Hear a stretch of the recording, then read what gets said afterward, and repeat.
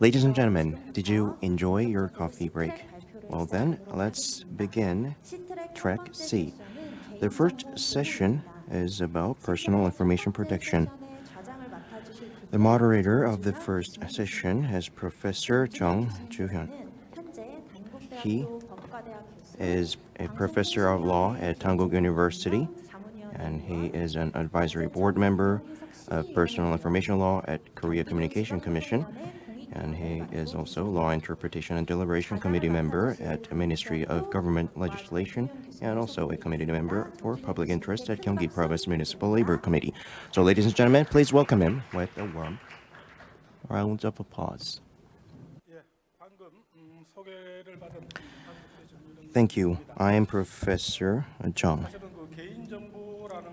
So personal information, as you may know, it is really important to protect personal information. And personal habits or hobbies is closely related to demand market. So it is really important information. So in that sense, of course, it is important to protect personal information, but at the borderline of breaching privacy or not, how to utilize it is also really important to vitalize Korea's economy. So today there are three presenters here,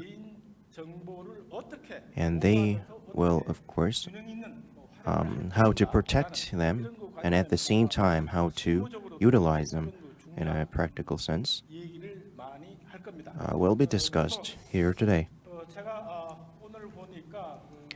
So when I took a glance, I see that their topics, they haven't been distributed in hard copy.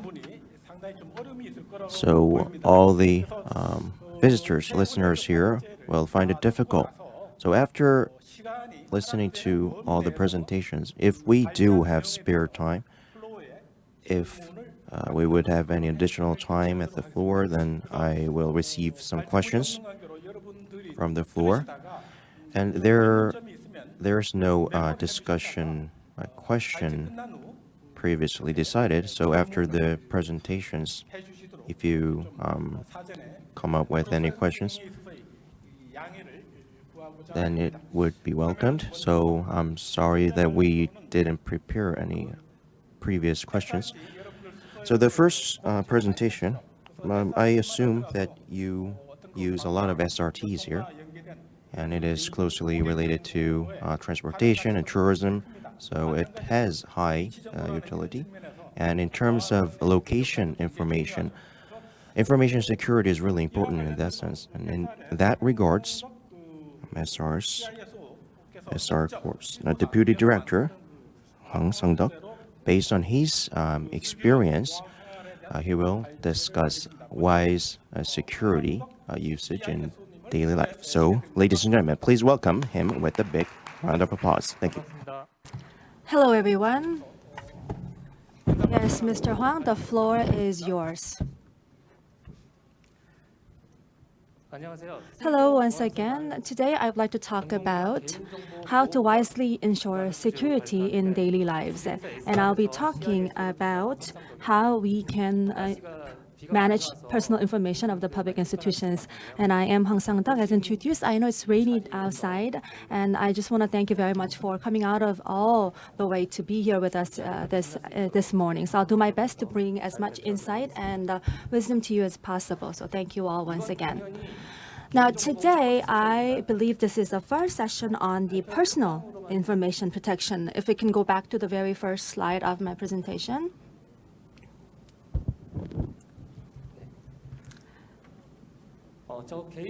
So on a personal note, this is my first time to deliver a talk on such a big scale. I think first time is always a bit of a struggle.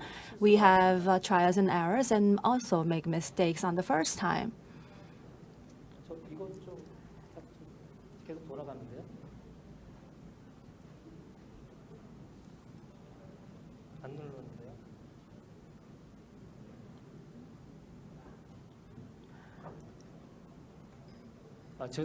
Ladies and gentlemen, I am sorry for some technical issues that we're facing. If you can just stay with us for the next few seconds, thank you very much.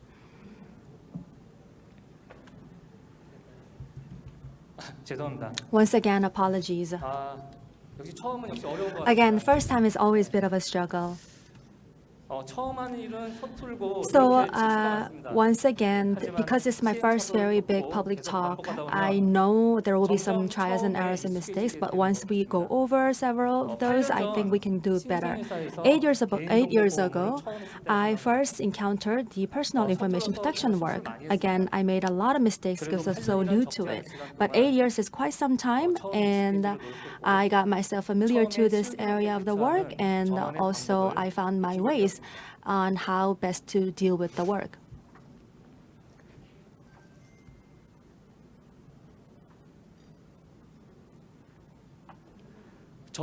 So here I am. I would like to introduce you some of the publications of my company that I work at, CSR, and that is how to wisely ensure security in daily lives. On the left side, that is the very first inauguration publication of that particular work that I mentioned, and on the right side is the cover. This talks about the news articles and also the trends of the security and what we, the staff, can do to protect and ensure security.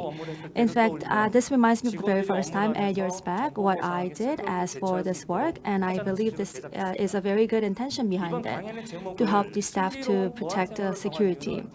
I titled my work as this because I know that this can be helpful to those who are starting this work for the first time, as if I am giving that advice to me 8 years ago.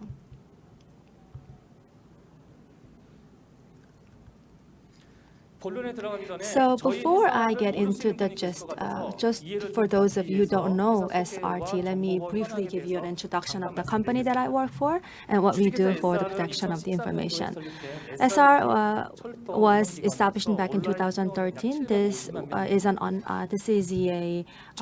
railway services. We started as a private company, but then was registered as a public institution. And back in 2009, we were registered as a quasi-market-based public corporations. We do have over 7 million online users. So SRT, you know the stations, Susa, Dongtan, Pyeongtaek are some of the examples. And we also have different lanes that connects from Susan to Busan and Mokpo and etc.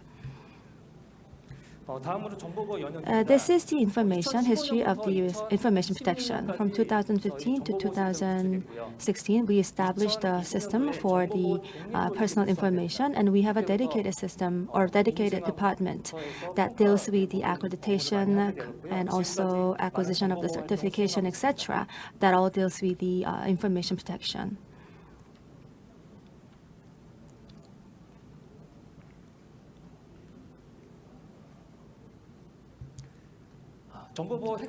Okay, so some of the performance and highlights.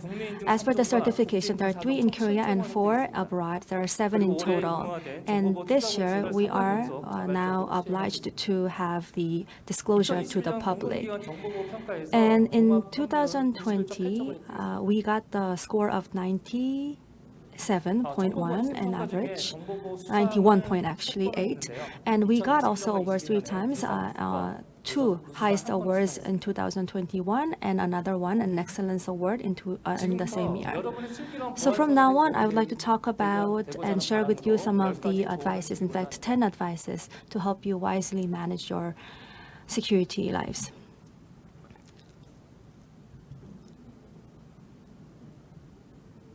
The first advice that I would like to give out to you is that you can only see as much as you know. In fact, when you work, you tend to do what you know better.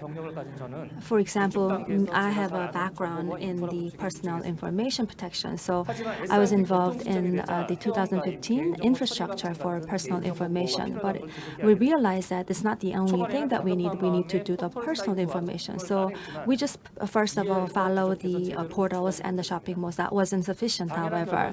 Obviously, that led to the failures. And in fact, when it comes to personal information, information. It's not the legal work only, but there's a lot of other works that's entailed within, which makes it very difficult for those. Again, if you don't know, you cannot complete the work, and I realized, so I know that I had to delve into the studies of it, educations, trainings, and the certificates. So I was able to only do my job properly from the second half of my career, basically. So how can we become an expert in that? I'm not an expert in personal information protection, but I would like to share with you some of the tips. So the first thing that you can do is you can look into the privacy.ogo.kr and also the kisa.or.kr. And also, that is what it is. There's an expert free of charge education and training, and that includes the CPO and etc. And there are some certificates that I ask you to do, and that is the Korea CPO Forum as well as the CPPG, which stands for Certified Privacy Protection General. I think these three are the best way to make yourself an expert in that area. Let me give you the second advice, which is having a framework makes the job a lot easier. Once you have a framework, it's easy to add on. So if you want to make your life easier at work, you have to have a framework. This work entails a broad range, and it changes every second, and definitely not a very easy task to do. Because it's so challenging, first, I didn't know what to start with. So the first thing I did was to try and identify what framework I could work myself on. And there's the NIST, and according to the NIST, they do have a very efficient framework that we could utilize. What I did was I looked at the NIST and took some inspirations from there to create what we can use at SR for the information security framework. So what is that framework and how this can be adapted in the daily lives? Let me look at this. First thing is you start with the monitoring of it inside and out, and then put that into a policy making. And based on the policy, we manage the people and technology and also create the process. This is a loop in which that we function. Third piece of advice that I would like to give out to you is that without a plan, it's like a drifting ship. Usually, once you form or devise a plan, you have a 5 to 10 long-term plan, and every year there is a work plan, more detailed one. There's one more added for an SR, and that is the annual budgeting plan. And again, this is set before the work plan, because without the budgeting plan, you cannot have a very formulated or very systematic plan. I know that this can add work and you have to go extra mile, but having a budgeting plan makes it a lot firm and easier for you to go on and stick to the work plans of the year. What's more important than devising it is to implementing it and also monitoring that if it's being implemented properly. Regular monitoring is extremely crucial because it's all manually done, and a lot of times you miss out if you are occupied with something else. So I found ways to best implement the plans. And number one is to have the named and the regular frequencies and very detailed implementation for plan for each task. And also I put that in the Google Calendar and shared with the others in the department or the company generally with the alums. And also there is the every quarter monitoring, and CIS approval must be acquired at the end of the quarter. So that was a very systematic way of implementing the plans that were once set. Fourth piece of advice is choose and focus, or in other words, prioritize. SR improved the personal information environment in a short period of time. We first had the booking system online in 2017, and ISMS certified must be acquired. And after just 1 year, which is in 2018, we were registered as the public institutions, and in 2019, quasi-market-based public information. So that means we had to be evaluated by several institutions and councils. That means in just 2 to 3 years, the work was exaggerated, and that means a lot of work on my part in the department. But what we do is that we weren't actually prepared at all. We saw a huge workload, and we were so busy just getting the very immediate work done. And I realized the first thing we need to do was to choose what we can do instead of trying to do everything, which started with the understanding of what was the most important. And as a result, I realized that there are about 600 for the personal information management system and about 600 for the public institution information protection. So total of 1,257 different tasks that had to be dealt with. So now that I know what to do, I need to find out how to streamline it. Most of the certification and valuation had to do with the legal aspects, and also there's a lot of repetitions and redundancies. And I thought about how we can do it, and that had to do with the ISM and PIMS certification, and they were actually integrated into one of it. So I figured out what was redundant and what could have been omitted because they weren't necessary. So from 1,257, I was able to reduce it down to 775, which is a 38% reduction. By doing this, we could see what was important and what wasn't as important. And as a result of it, I could then choose what I could prioritize. In the planned discipline, there is something called the minimum principle. What it says is that what plants need the most for the growth is the element that lack the most. It's by a German scholar called Libby. I think that could be applied to my area as well. Find out what you lack the most and fill that gap. I realized that vulnerability and the defects were the biggest area that we needed most, and that's where I prioritized and channeled all my focuses. Fifth piece of advice to you is that turn the weaknesses into strength. Usually, when you set the work plan, you look at the management landscape or environment inside and outside, and then have a SWOT analysis. I did exactly that, and the SWOT analysis helped me find out the weaknesses of me and the work that I was doing. Now, how do you face or encounter the weaknesses? For example, if the staffing is a problem, I think there could be various answers to this. And one negative what people think, well, we are bound to have an accident and only then we'll have more staffing. Are you in that line? Well, at first, because we're a public institution, I realized that it was very difficult to staff or have more staffs in it. So what I thought was that, okay, we can make a small but a powerful organization instead of trying to do something impossible. So turning into a positive thought, I could see more detailed problems from which I could start to scratch the solutions. If we don't have enough staff, that means we are overloaded with work. So we had to divide the work more specifically and give the autonomy to each person.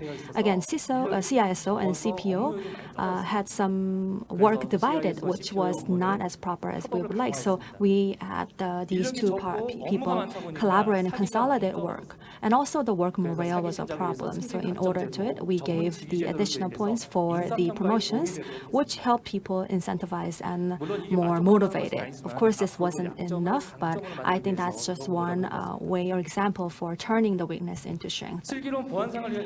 The sixth piece of advice to you is the certification is another way of getting the consulting for the protection or the information protection. We all start with a checklist, which makes it easier and clearer for us to see what we did and what we didn't. So it's a widely used method. But when it comes to the checklist, there are some problems because it's not qualitative, and if it's not part of the criteria, you don't have a way to evaluate. And there's also the generalization problem we usually face. And for me, the qualitative assessment was a big thing. Okay, so if we get a yes or the check for a criteria, does that mean it's all filled or is it all set to go? Well, what I did was the ISMS certification or ISMSP certification. And with this, I was able to find problems. It was just like getting a very high quality consulting from experts. So I thought we could use the certification as a way of getting consultings. So from then, I really focused on the certification, and that's how we ended up with the 7 different sets of the certifications. And after that, they were asking me, are you collecting certification? Isn't one just enough, or isn't that costly? So I get these questions, but I always give them answer. Certification is a great way of getting consultings on what you need the most. And various consultants from different walks of life share with us the experiences and the know-hows. And that was just a very valuable source of getting the consulting. And in fact, certification isn't that expensive. In fact, acquiring and maintaining that certification is the difficult part of it, not the getting of it. Next is the 7th piece of advice, which is the crisis is an opportunity. Well, crisis, as you know, hits you in the back. There's no warning. Back in 2022, we got a cyber attack of large size. That was about the end of the day, and many of the SRT, the train users, were attacked by it. There was a DDoS attack, but the internet was compromised, and our devices weren't good enough. So the DDoS attack, we had to talk to the NIS or KISA and also the Ministry of Land. So we talked with them first and then used what was available. But for 3 hours and 40 minutes, our services were halted. This was the very first time I was attacked with the DDoS, and I wasn't therefore properly responding it, and we weren't prepared for it. So I felt very guilty about my own lack of expertise in that area. But I knew that there could be additional rounds of the attacks, so I studied right into the DDoS attack, what we can do, how do we have to add more lines, but I didn't come up with the immediate answers.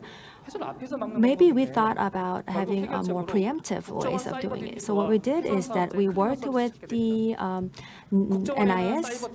They have the cyber shelter programs, and then we asked for this from the NIS, but it goes through the contracting and establishing. It takes a long time to get that ready. So I kept asking NIS. Maybe they heard me. So thanks to the relevant institutions, the next morning, 10 o'clock and also 2 p.m. respectively, we were able to have them, the clean zone service and the cyber shelter services.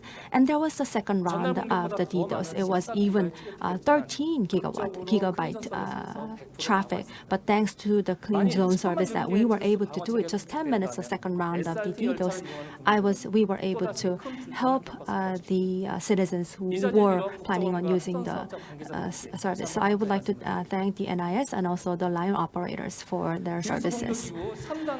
Now, we then added the third stage. The first is the clean zone. The second round is the cyber shelter by the NIS. And the third is the DDoS prevention device. And also, to add to that, SR Cyber Safety Center was established with the Ministry of Land and Transport and also with the NIS. We have a very coordinated approach with that. Now, that DDoS attack that happened in 2020 is now used as an opportunity for us to strengthen ourselves. The 8th piece of advice is that even praise makes even the whales dance. What I'm trying to say with that is that there's a penalty, but rarely the reward for those who do well. Of course, that is not wrong, but I think sometimes it's important to recognize those people that do well in the information protection. So every year we have the quiz on that regard, and there's a reward or prizes for the winners. 136 people participated, and we gave out the prize money of 420,000 won. And there's also the information reward system, and for those inside and outside, it's not that big of a money, but we do give them the vouchers as a reward. 9th piece of advice is that you always start and end your work with a personal information protection. So that has to be in your daily lives. How can we do that? Well, I thought about some ways to get all these catchphrases into the stationaries, basically. So we created the goods and provided to all the staff. So at work, you charge phone, right? So on the charging pad, the wireless charging pad, whenever they put it in, they can see the pop-up of the messages saying protect your information, etc. And also we take notes a lot. So in the pen, it all says if you're using the pen, make sure that you protect the personal information.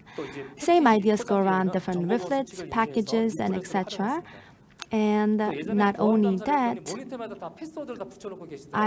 there was one time that we saw the passwords being attached on a stick notes that are then added to stick onto the laptop, which is very dangerous. So we asked them not to do that. And not only that, we also manufacture many of the posters that has the catchphrases or the messages. We use the one used by other institutions like KISA, but now we have one that are internally manufactured and created. And we watch monitors all day long, and here's also the warning messages. As such, once you are exposed to those strong messages of personal information, you are reminded of the importance of it, which then influences your action. The last piece of advice is together we become stronger. So SR realized that it's important to work with the public and also the government. So first thing we did was that we invited all the public citizens as a white hackers to the 2021 Hack the Challenge event. About 500 people participated. These are the civilians, public citizens, and they were able to actually identify 14 vulnerabilities and got 6.6 million as a reward. And this year, we also have the MOU set with the KISA. And from the end of July, we're going to open the system. For SMEs and social enterprises, it's very difficult for them to get the investment on the personal information, which is why a lot of cases the ransomware are leaking the personal or very important information. So for these vulnerable companies like the SMEs, we provide consulting and also 4 were beneficiary of last year, and our target is 10 SMEs this year. And also PC vaccine programs will be provided free of charge to the very small size and micro companies. And to align ourselves with the public policies, we're also going to have the promotion activities and the awareness activities, and that has to do with the Ministry of ICT and their campaigns. We also work together with them through the banner publication. Last but not least, let me share with you 2 more things about what we do at SR.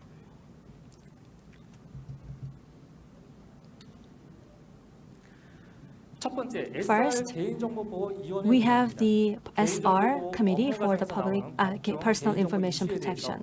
There are various issues that come out of it, and we invite the experts to deliberate and review some of the problems and find the answers. We already had 2 rounds this year only, and they said it was a very valuable experience to identify problems, try to talk with the experts. That was a very insightful time.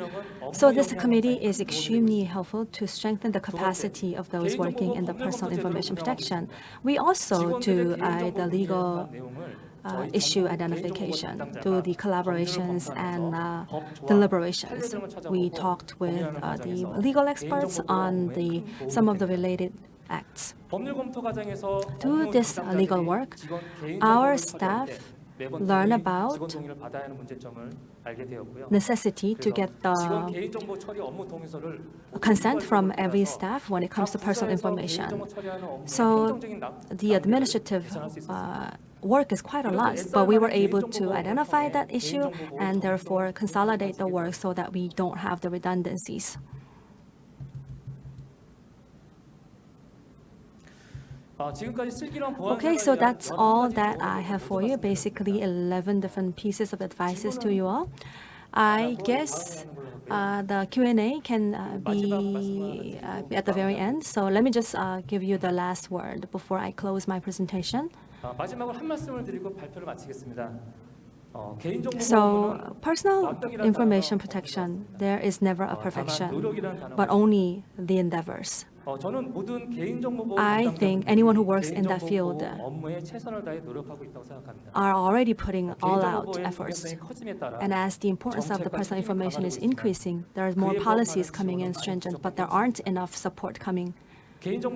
So for those of you working in that area, I believe government and companies will have to give more support to those. So thank you all very much for your support, for your interest.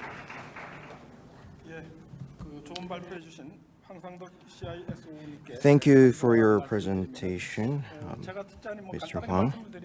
Well, to briefly mention on this presentation, he introduced 10 ideas about personal security. So the key is that you can see as much as you know. So of course, like the policy measures or law, like legal ideas, there are a lot of ideas that we are aware of. And when in terms of countermeasures, and governance is the key. The private sector and the public sector, they seek it.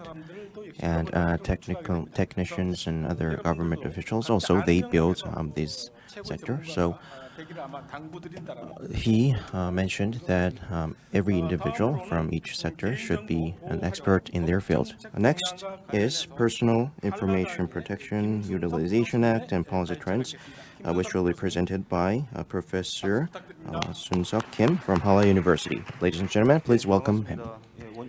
Thank you. I'm Professor Kim from Halla University in Wonju. So EU, among other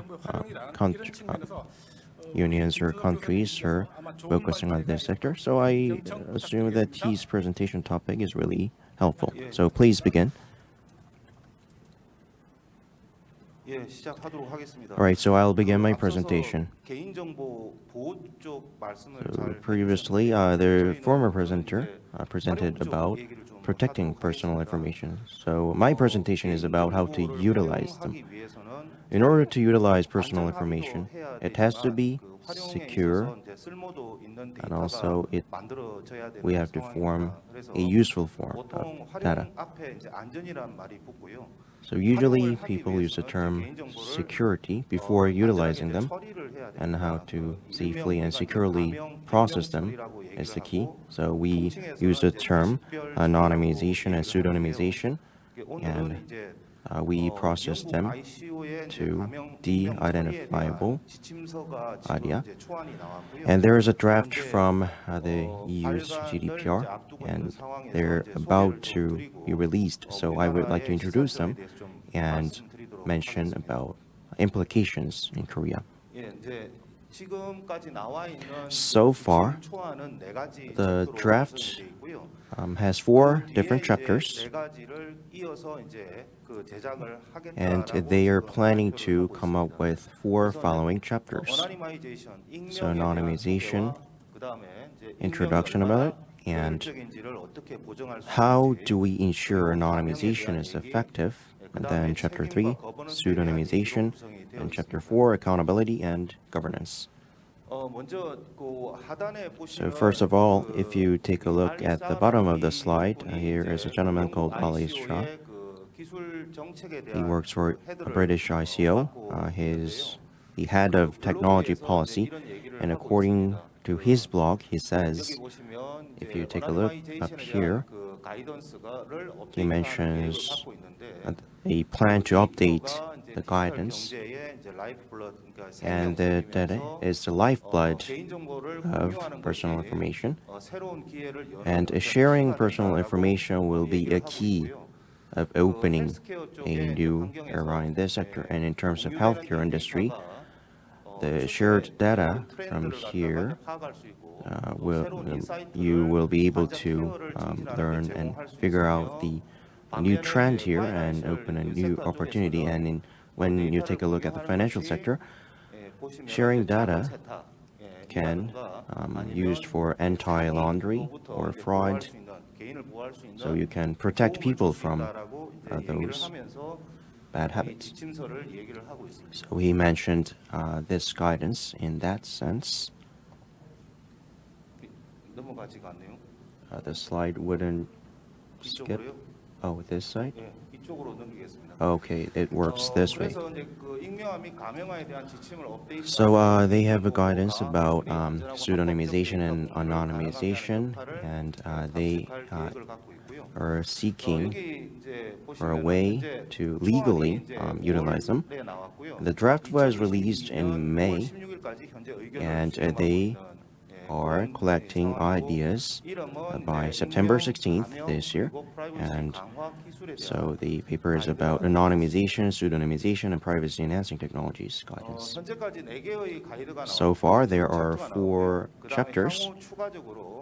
So in the future, they will conduct research on anonymization and also PETs, short for privacy-enhancing technologies. And they'll come up with technical solutions and data sharing options and case studies. So those topics will also cover following chapters. So first, chapter 1 is data protection law. So its counterpart in Korea is personal information protection law. And next is identification issues, how to assess anonymization. And then is pseudonymization, the difference between anonymization and pseudonymization, and then accountability and governance. So those are chapters 1 to 4. So I'll begin with chapter 1. It was released in May last year, and it defines anonymization. So it alters or deletes a piece of data that can identify someone. So the definition is almost identical with what is used in Korea. And what is de-identified data? So if you take a look at the upper part of the slide, there are identifier.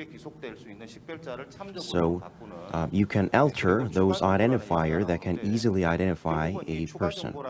So this additional information, let's say if I renamed myself as John Doe, then that means my name is altered, and the mapping table here becomes the alternative additional data.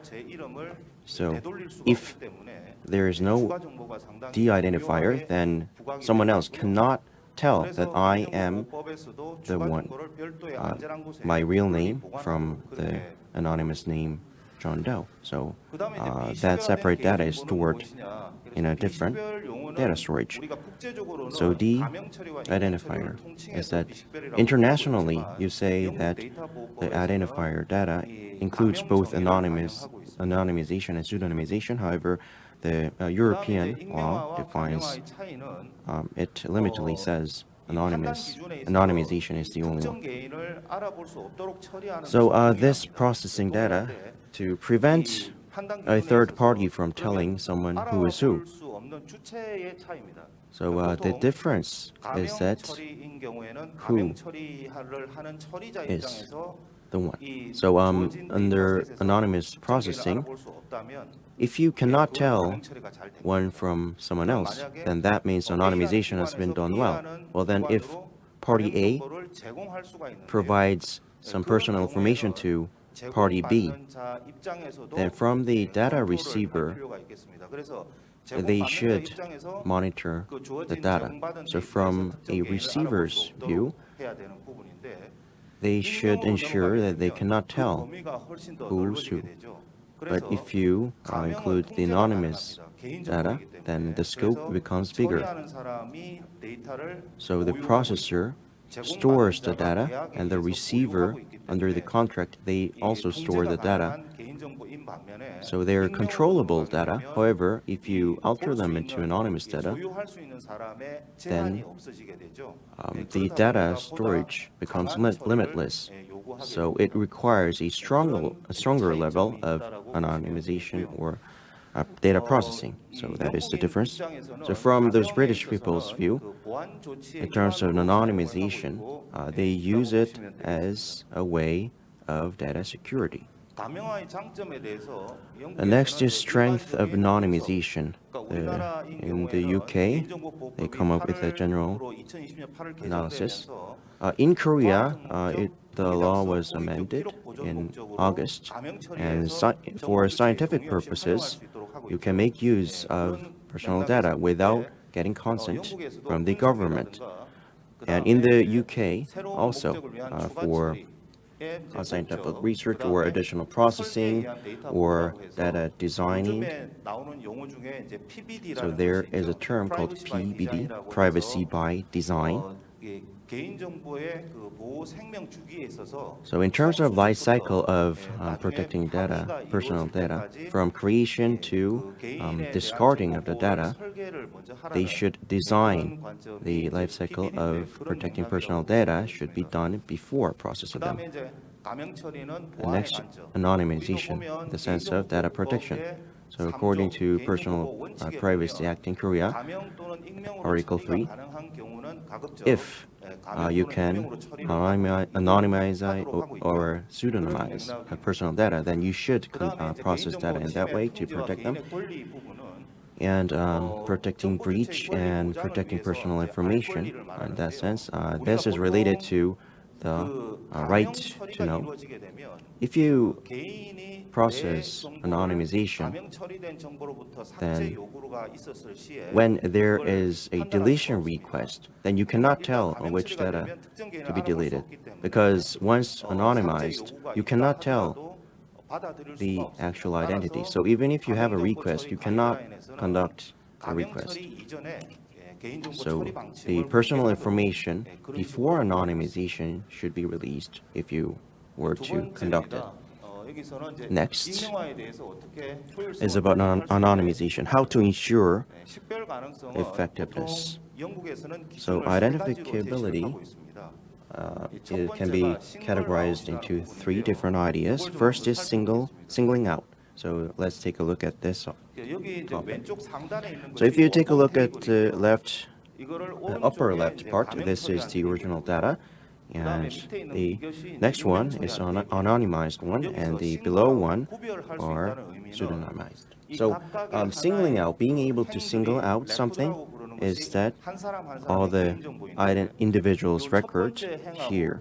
So if you take a look at the rows and here, the values, the serial numbers are different. But the serials are identical, so you can single out. But if you anonymize according to the Korean law, according to the Credit Information Act, you can take a difference according to rows and columns. But if you take a look at down here, all the values are the same, so you cannot tell A from B. So if you are able to tell, then it's anonymous data. But if you cannot single out something, then they are you cannot tell because they're not able to single out. So this is one of the standards that you can tell if it's anonymized or not. So you shouldn't be able to tell what's what according to the international standard. So here the linkage here, the K-anonymous model is one of the well-known ideas here.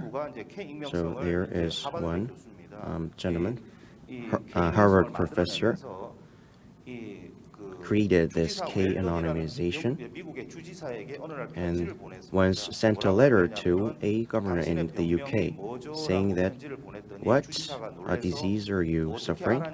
And the governor got surprised and asked, how did you know about my disease?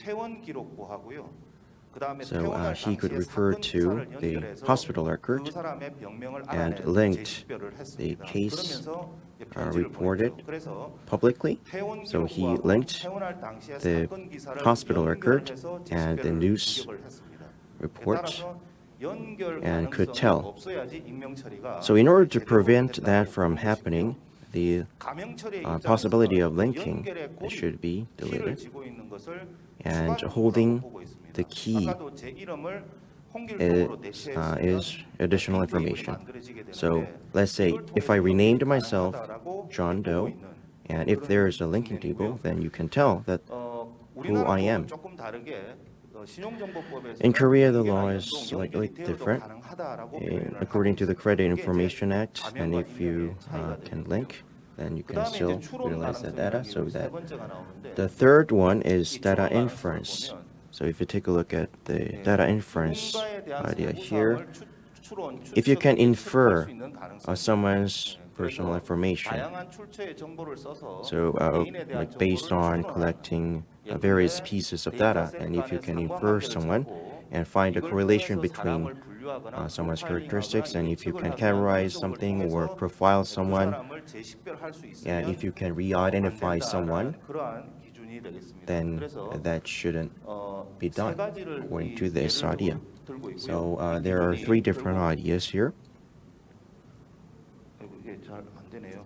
Well, the remote controller doesn't work well.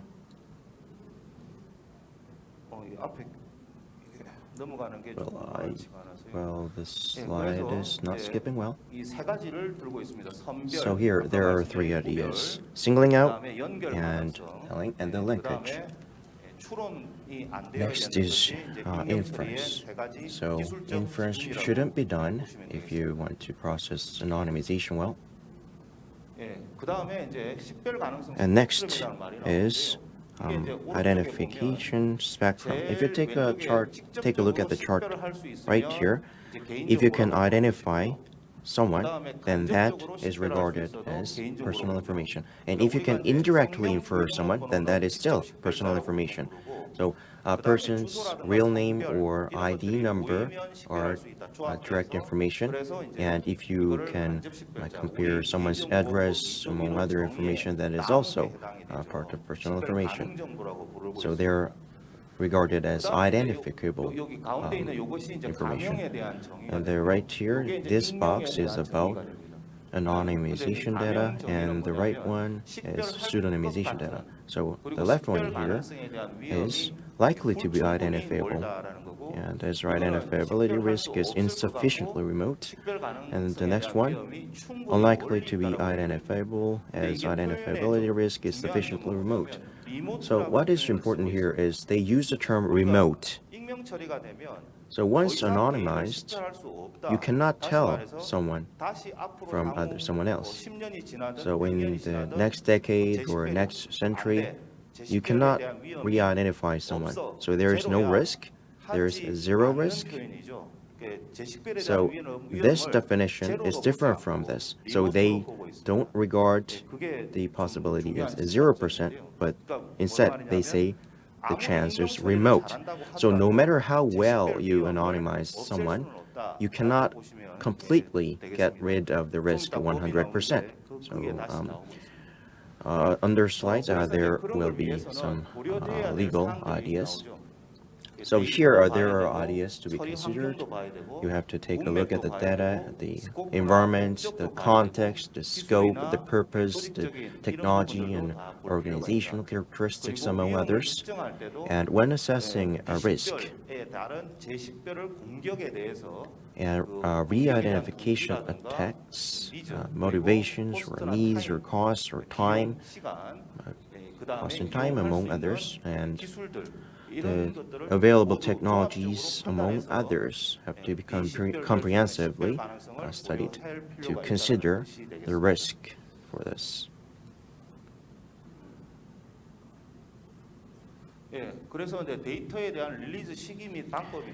And next is the time and method of releasing data. So when are you going to release data? So when are you going to make the data public? So what matters here is that are you going to release the data to the entire world, or are you going to release the data to a specific target? For example, when you upload your information on a website, then anyone can see it. But if you, under a contract, provide your information to a specific party, then of course the risk levels will be different. So the processing level or strength should be different according to the level of publicity. So once this idea is public, then it should be moved to the yes algorithm or otherwise to 그래서 no 이제 algorithm.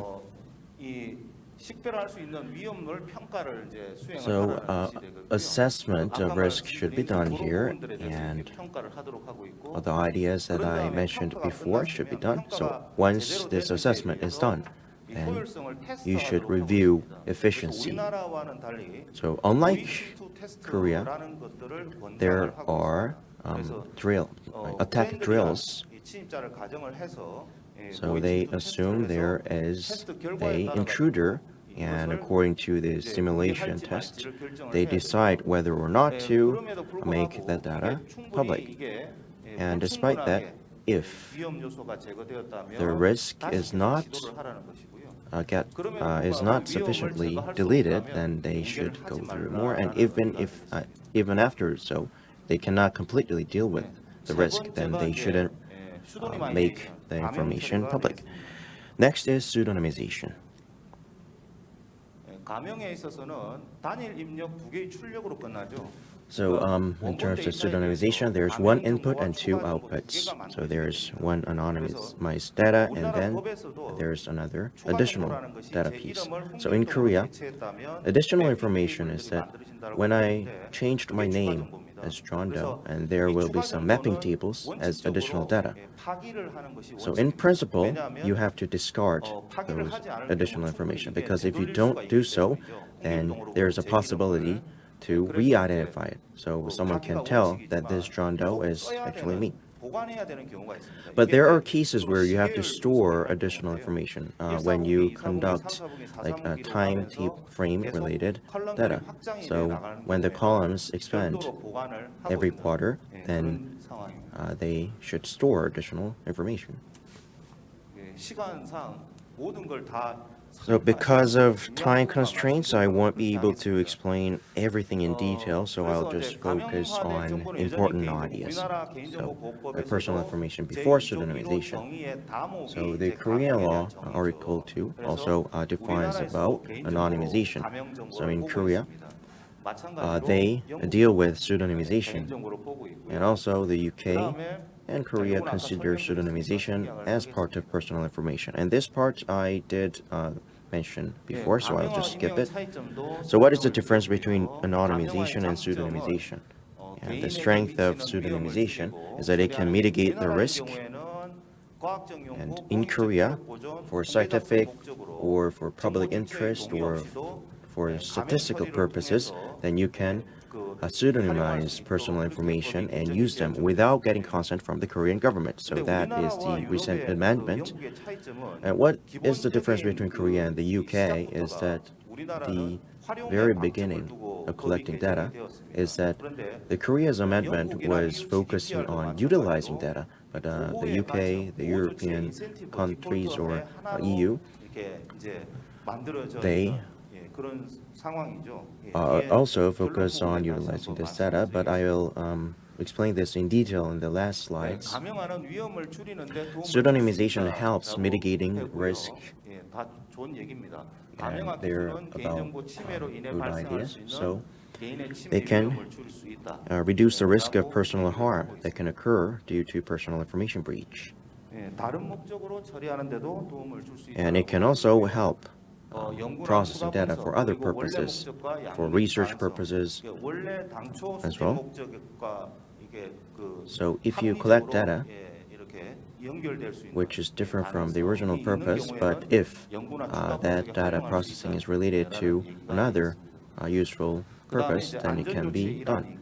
And there are security reasons or technical or organizational purposes, then that is also allowed. So this part shows a slight difference. So in Korea, once pseudonymized, re-identification itself is legally prohibited. And if once done, then they have to send fines like 400 million Korean won as a penalty. But in the UK, they say re-identification is possible. So in order to prevent crimes or there's a request from the government, or if it can be justified for public interest, then they can be justified. However, in Korea, re-identification itself is strictly prohibited by the Korean law. So that is the difference here. 그다음에 이제 효과성 테스트 방법이 Next is 공익을 위해서 effectiveness 행동하는 test. 과학이나 기술 연구원, 예컨대 So technical 제식별 researchers 테스트를 하기 for 위해서 public interest. 연구원이 기술적으로 If 제식별 a researcher 행위를 한 경우, 이 conducts 경우 re-identification 반응은 for 가능하다라고 public 하고 interest, then that can be justified. 있습니다. 그다음에 이제 가명화에 접근할 때는 Next, when 목표를 approaching 정의를 하고, pseudonymization, you have to 그다음에 set 위험에 대해 자세하게 a 설명을 target 하고 and 어떤 기술이 explain 적정한지 the 결정을 purpose 하고 and 누가 decide 처리를 할 which 건지, 그리고 techniques are 위험 평가에 effective 대한 and 문서화를 who 하라는 should 의미가 define or 있습니다. process this data. 그 각각에 대해서 이제 설명을 하고 있고요. And 위험을 this slide 상세화할 때는 explains 내부자에 대한 every 위협과 synthesis in 추가 detail. 정보에 직접 액세스를 And 못하지만 there 가명 are 데이터셋에 insider 대해서 지식을 threats 늘리고자 하는 사람, and 즉 외부 outsiders 위협적 threats. 고려를 하고, 그리고 So if there is someone with authority who wants to expand knowledge, or there are some parties that are aiming to attack this idea, so you have to categorize different threats. And compared to that, Korea's guideline, it was amended 3 times. In September last year, after August, September, and October, and now we have a new amendment. And the law says it should categorize different risks. The Article 2, Clause 1, the data identification risk are explained here, identification data and identifiable data and special data and impact when re-identified. For example, celebrities or sports stars, they have well-known characteristics, so it's easy to re-identify their personal data. And here, the unique data is that when you have a very specific, unique family name, or if your height is really taller than others, then they have unique traits. So next is the environment. The environment surrounding a personal data piece should be considered as well. So as I mentioned before, the data processed inside of a specific party and providing that data to a third party, they have different risks. And if that process is processed in the intranet or extranet, they're different as well. And the processing method, if you are going to combine data or if you're going to combine data with external data, those risks should be considered as well. Next is deciding technology. So EU and ICIS released paper is mentioned here, and they are also working on their paper this year as well. So if you are interested in this data, then you should take a look later on. Next is once you decided a technology, then in accordance with Korea's anonymous or pseudonymization data processing data guideline, and according to the risk, you you categorize the different ideas like this. The Korea's pseudonymization guidelines index is here. Appendix is shown here, and next slides you can take a look later. So because of time constraints, I'll skip these. You can take a look later on when you have time. So I'll just skip to the conclusion. So the legal views of anonymization. The UK says here Data Protection Act is the British one. So they do not require anonymization to be completely risk-free. And that you must be able to mitigate the risk of identification until it is remote. And it also says 100% anonymization is the most desirable position. And in some cases, this is possible, but it is not the test the DPA requires. So in the Korean law, they do not have a sentence like this, so that's the difference. So the test here refers to any reasonably likely data and methods. So when you considered all of the possibilities, then even if the risk is not 100% risk-free, then you can still process the data. So that is the difference compared to the UK law. 이게 잘 안 되네요. The remote controller doesn't work well. 마지막 앞에 좀. Could you go back to the slide? Like 2 slides? 예, 여기입니다. That's it. Here, this 그래서 one. 이제 우리나라 법에서는 이렇게만 두 줄로 돼 있습니다. So the Korean law just measures this. If you take a look at Article 58, Clause 2. So if reasonably time or cost or technology are reasonably spent, and even if it is difficult to re-identify oneself, then the law will not be applied. So from a perspective, like this is a very abstract, but it's better than the credit law. Article 40, Clause 2, the Pseudonymization and Anonymization Act. So when the Financial Committee can send a request to this personal processing information. So it says, in order to confirm whether the means is reasonably expected to be used to identify an individual, both objective factors such as cost and time required for identification should be considered, and blah, blah, blah. So they support re-identification, and the Financial Committee will outsource this data processing, for example, a Credit Information Commission or the National Tax Service. So they visit those organizations and receive the idea assessment, and if they're deemed as reasonable, then they are allowed to process information. But the personal information law is different from this. So that is the difference, whether or not you can process personal information or not. And one slide previous to that, so when it comes to pseudonymization, so there is a limitation of combining personal information. If there are 2 different processors that store personal information, when you anonymize it and if you combine information, is there a country that allows this kind of data processing? Only Korea and the UK. But the difference between Korea and the UK is that only the data stored by the government is allowed in the UK. However, in Korea, not only public organizations, but also private organizations, if different private companies have stored those data, then they can be combined according to the Korean law. So in terms of that, when it comes to anonymization, utilizing personal information has more room in Korea. So because of time constraints, I'll have to wrap up my presentation here. So thank you for listening. Thank you, Professor Kim, for your informative presentation. So from my personal viewpoint, so say private or public sector.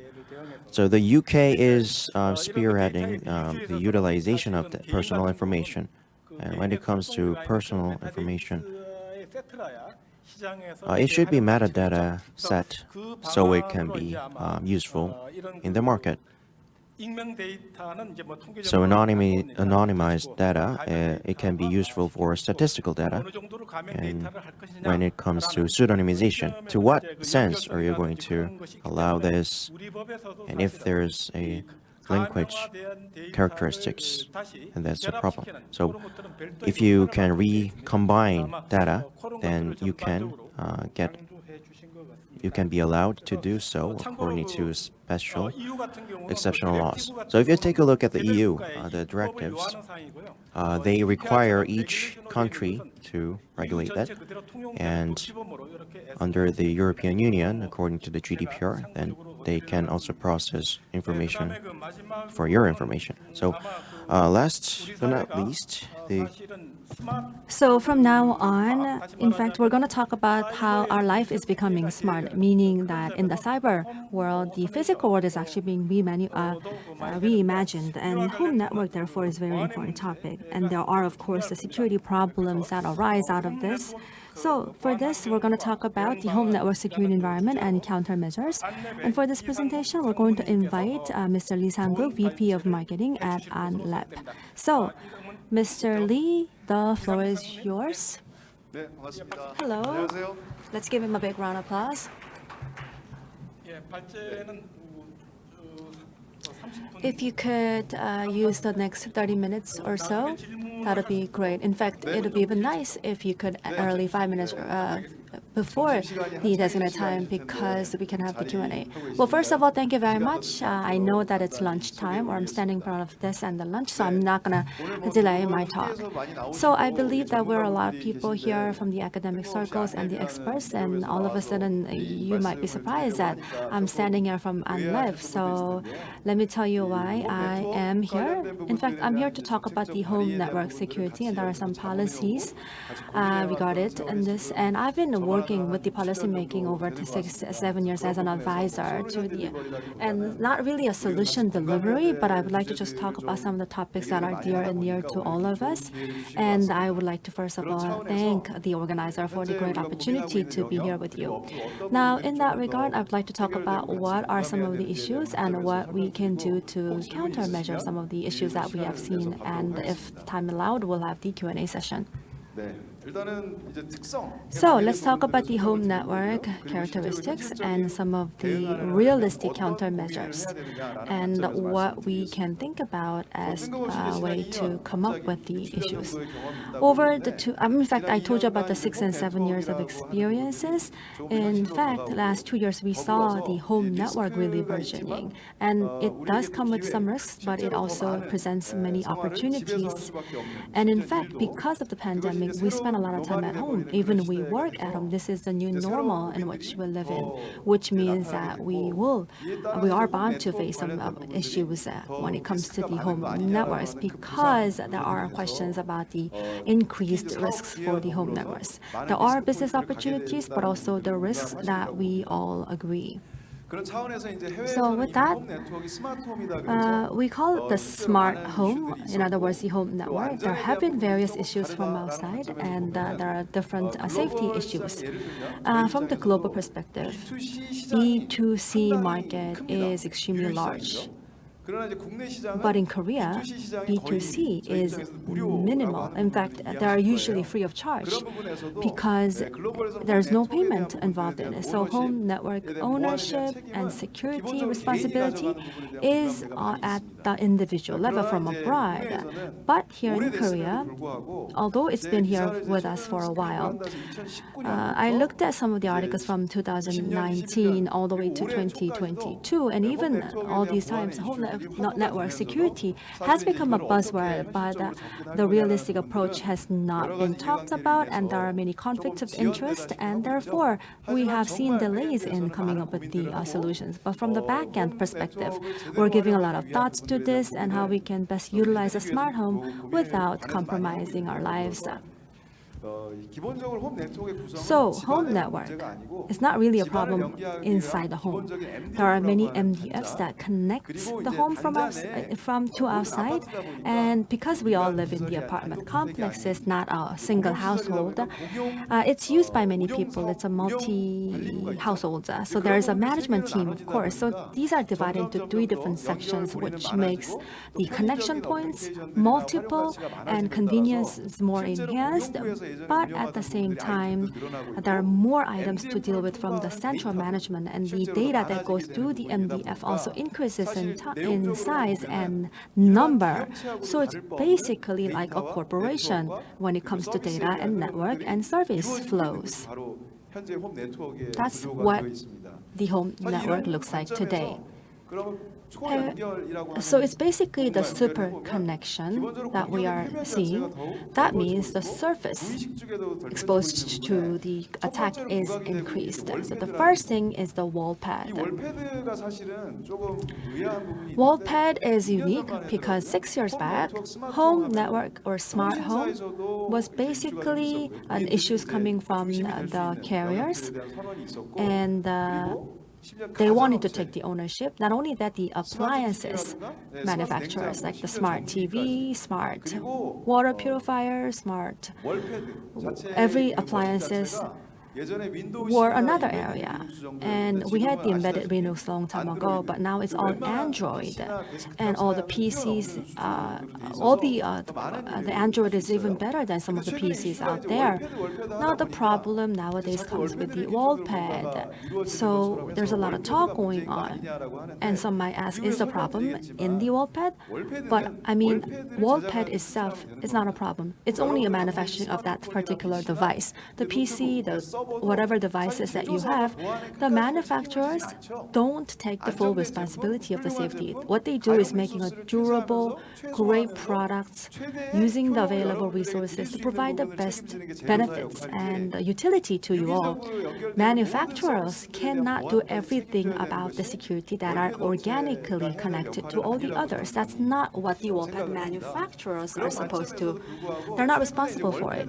Having said that, because we talk so much about the issues from the wall pad, well, it's because wall pad has great surface areas and a lot of things are controlled by the wall pad, and there are many connections being made to and from the wall pad. And also, smart home control connected through the phones is everywhere, and that means more connections to the outside world. So that's the risks that we are faced with. And with the wall pad at the very center, the manipulated or tempered packets can actually function as something that executes files. And the packet is a problem that we see a lot, and that is at this point one of the most universal attack way right now. So in the landscape right now, the home pad or home network, this can easily be utilized. The second is getting the access or the control permission, especially with eavesdrops, even all the others are possible. And through the smartphone, which connects the home from out to outside, the mobility is also added onto this, which means we're more exposed to the outside world, exposed to the hackers, more attacks, and etc. There are various scenarios out there, but from what I just mentioned, there are several solutions or responses, but it cannot come down to one single solution. So I just want to lay that out first. I told you about the different environment that we are in or we were in before, but when it comes to security, you have to know what to protect and what are the values of those. That's the best way to start the question with. There are many to protect that needs to be protected, but once you try to do everything, as you look in the slide, the smart home is there for the convenience to the users. But even if that is the case, if you focus too much on the security, the convenience and utility is compromised. If that is the case, the smart home, the home network utilities are gone. That doesn't do much there aren't any benefits to the users if your focus is too much on the security. So again, there's a lot of interest conflicts, many stakeholders, and there needs to be a central point to start from. So from that perspective, Shared security operation model is something that I think I can present to you. We talk a lot about the responsible sharing. So there's a responsibility on the cloud operators and the responsibility on the user perspective, and they are shared. They're redundant in some points. So that's the shared security operation model that must be implemented to the whole network landscape. So here there are 4 elements: usability, economics, and operation possibility within the home network security. You have to have many number of the users, which then brings to the economics and also the services itself. I think we do have some problems with the slides, but anyways, when we say guideline or the legal perspective or checklist, when it comes to all of those, the home IoT is already out there. There are many, many guidelines out there. But the question is it feasible? Is it viable? Let's go back to wallpad, which is a buzzword nowadays. PC, laptop, and smartphone, just like those, the wallpad, users can apply or download many. Is that true? Do you download softwares on the wallpad just like you would do it on the PC? I don't know if there are any people like that. Usually when you say wallpad, every applications are fixed and built in there, and it's optimized that way in operation. So that means it's not the blacklist approach. It must be a whitelist-based approach for the wallpad. So there are applications already there, and you need to have the security measures for that. And this can diminish or reduce the risks coming out from this. And the surface can be minimized if you use the whitelist approach. So you already have the great ecosystem to start with. So usability is the first thing to look at when you look at the wallpad. So through the whitelist approach, that must be shared afterwards. Again, I'm sorry about the slide. You're not probably able to see all the letters there. The second thing to look at is the economics perspective. I told you about the complicated stakeholders dynamics, and there are various solutions: inscription, communication, agents, and the network division, and the guidance, etc. There are so many stakeholders out there. Like home gateway, for example, if an individual has to download everything, that means about 4 to 6 million won on each individual, even higher.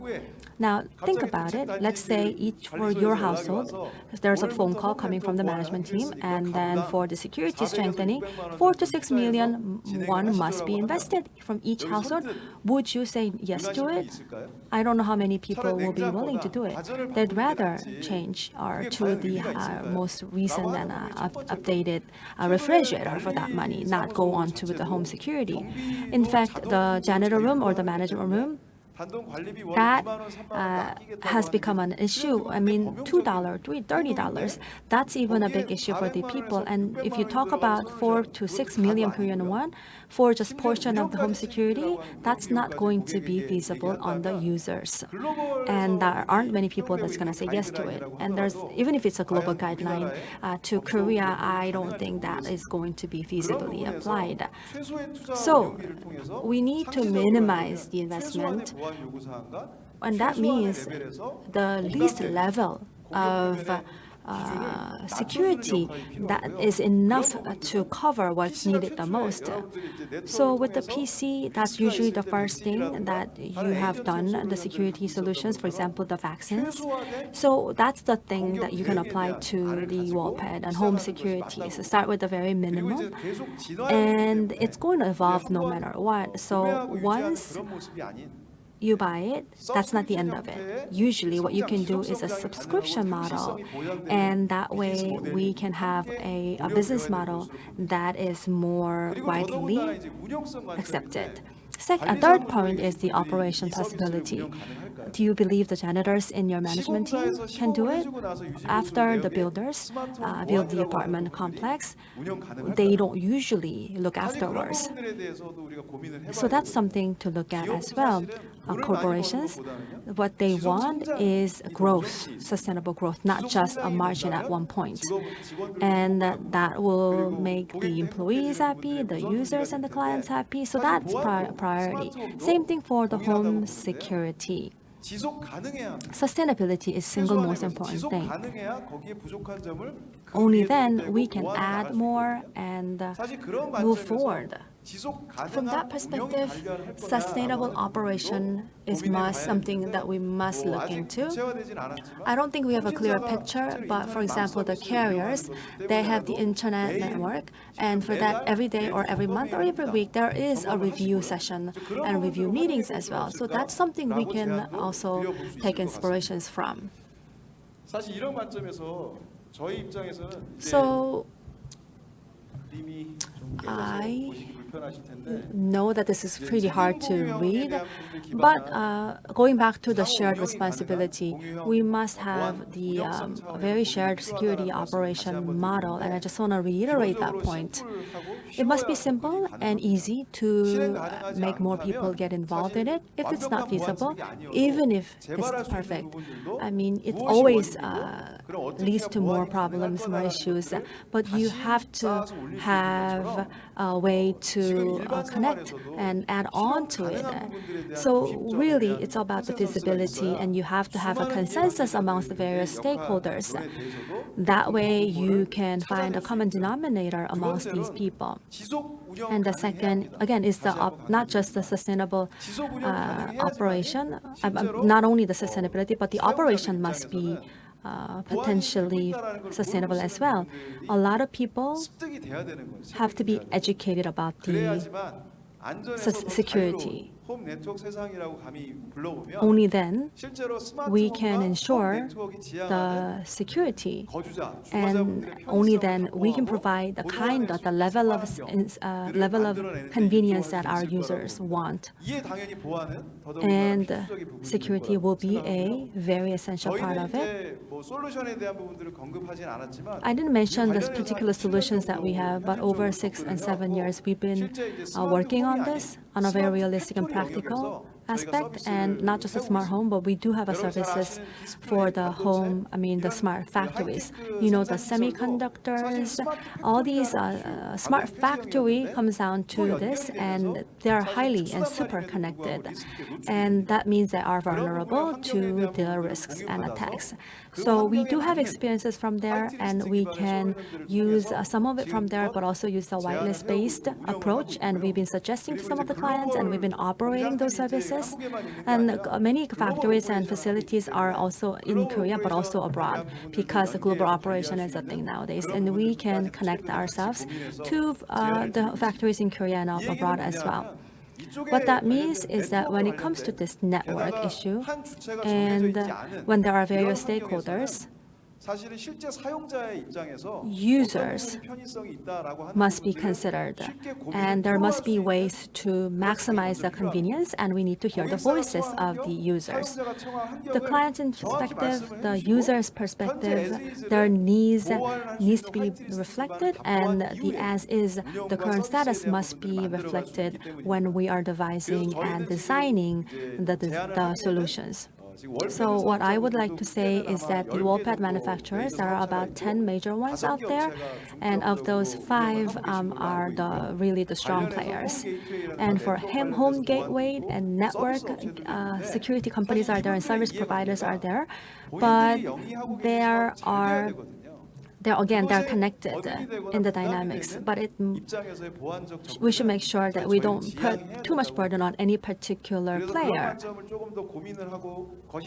And we need to have a very macro perspective and see a long haul and start from what we can do now. Of course, it would have been great if we started all that work 6 years ago, and then we would have established a very strong home network environment already, but that is not the case, and although it's unfortunate, that is what it is. But I believe the venues like that and the sessions like that, especially talking about the personal information and having the home network macro perspective as part of the session is very, I think, meaningful and is a great step forward. So that's we can continue something like that going forward, and I thought I would share some of my experiences with you today. So again, I'm sorry about the slides. I believe I have some time, maybe I can take some questions from the floor. All right, so that's it for me. I will be back if you have any questions. Please feel free to ask any questions. Thank you very much for all your time. Thank you very much, Mr. Lee from Ahnlab. So yes, it's a hyper-connected environment, and we do have cloud services. And we talked about the shared responsibility. The PowerPoints we just looked at, I think compatibility must also be ensured, so we don't have trouble reading them. And same thing goes for the security as well.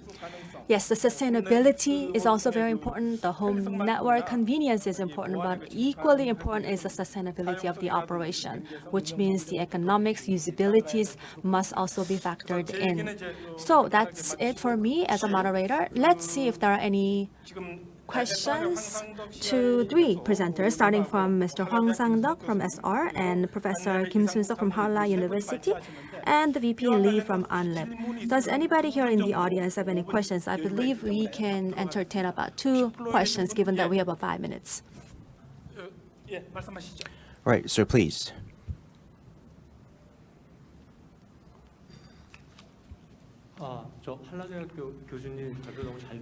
Thank you for the presentation from Halla University. So nowadays, personal information is an issue. So from a practical viewpoint, personal information, what it matters the most is discarding the information. So when it's anonymized, even if you discard it, is it actually discarding, or once pseudonymized, is it really discarding? For example, the processing data, and if you get rid of the additional information, then can you say that that is discarding of personal information?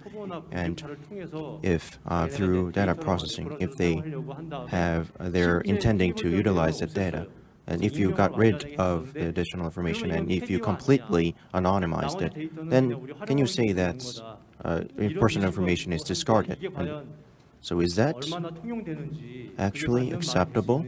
Can you say that this definition makes sense? Well, I'm sorry, Professor Kim, because of his next schedule, he has left this floor, and since I'm just a moderator, I can't answer your question, so sorry. So anonymization and pseudonymization, they're both very serious issues. And because of Professor Kim's hectic schedule, he left the floor. Sorry that he can't answer your question. So if there's any question to the other 2 gentlemen. Any questions? Well, if not, I guess we can call it a day, at least for the morning session. Well, I want to thank you for 3 presenters and all the audience who've been with us the whole time. Once again, thank you all. I send all my respect and gratitude. Let us bring an end to this session. Thank you all. Thank you very much to all 3 presenters and all the moderators, especially. Thank you very much. Let's give them another round of applause. So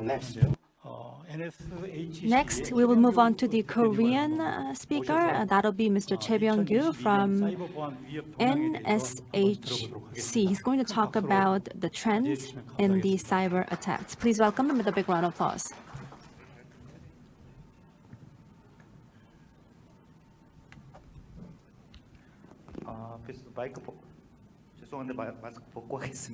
I'm going to take off my mask for the better delivery of the presentation. Hello, I am Choi Byung-kyu from NSHC.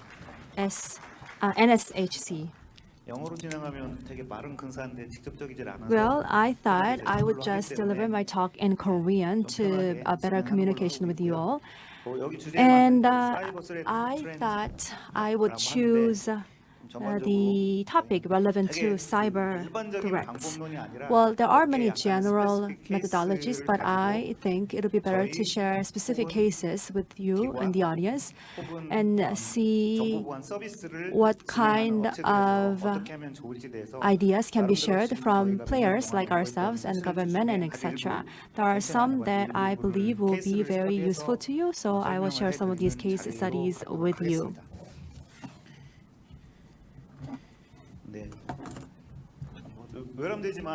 Now, Google and also the next speaker, Microsoft. Well, you know, when you hear these companies' name, We all know what they're doing, what product and service they make. In fact, they do everything. They are in everywhere. When it comes to IT, it touches every part of our lives. But let me go ahead and tell you what my company does. We are involved in mobile security, financial institutions in Korea, other companies, and game companies, especially for mobile platforms. All the solutions, a lot of the solutions are actually provided by us.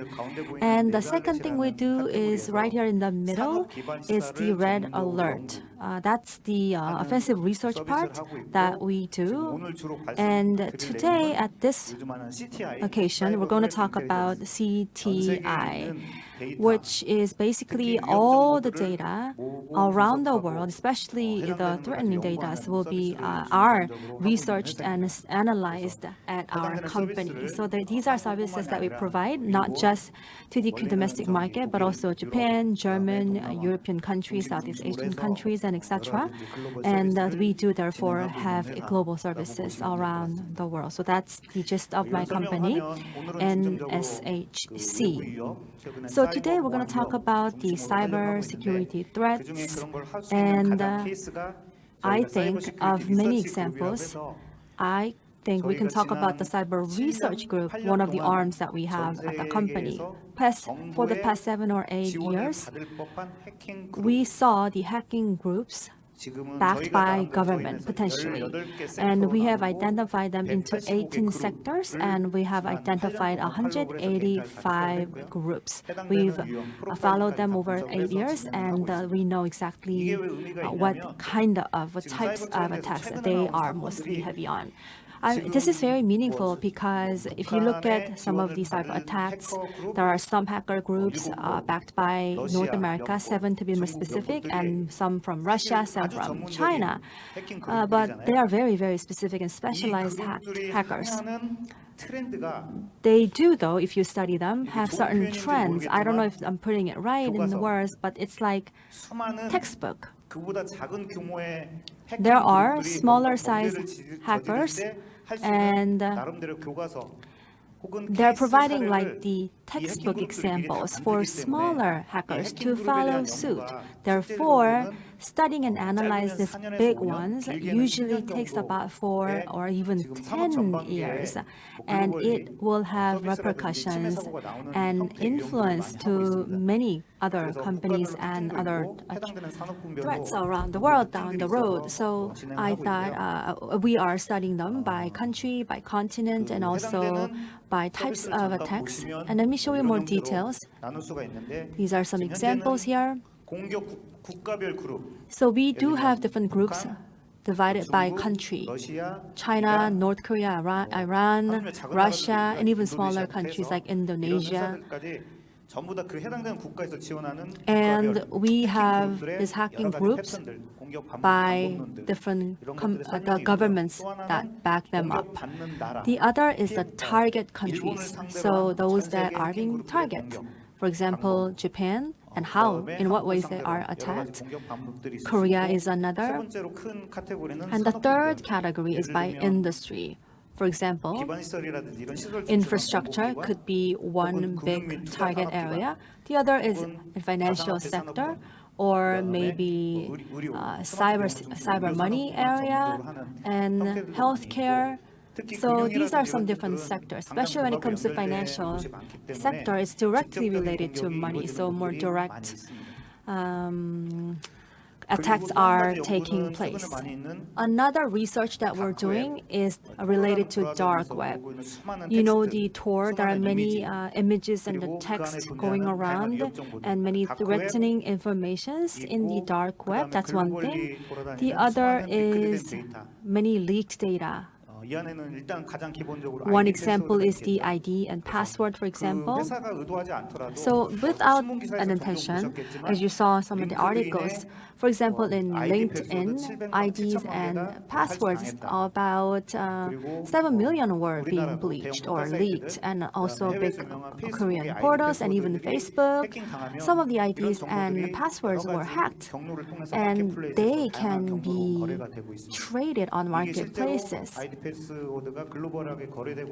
And the fact that they're traded, like being actual transactions, there's more than 1 million cases of such transactions. Ransomware is another example. And on Facebook and Twitter, there are social network related threatening information, and Bitcoin and cryptocurrency like Ethereum are all in open source. So that's also some of the examples that we can see. As for the threats, and VPN is another example. The VPN information or the virtual machine is in the open space, and we study all and collect all data to have a deeper look at them. That's what we do at the research arm of our company. And again, to sum up, dark web is another one. Anything that we can collect and acquire from the open source. That is one of the services that we do at the research arm. And I said the government agencies and financial institutions, they have very sensitive information. And I thought I would look at financial, not those, but more healthcare sector, because it has less information, less sensitive information, to be more precise. So healthcare and biomedical is one of the examples where they're being the targets of the threats. Of course, in any industry, the number of attacks are increasing. And you can see that though minimal, health and biomedical sector are seeing an increasing number of threats coming to their sector. So that's some of the categorization. I think that can give you some ideas. Here you can see that 11 is coming from the top category, like Sector J is what it is. Sector A is backed by North Korea.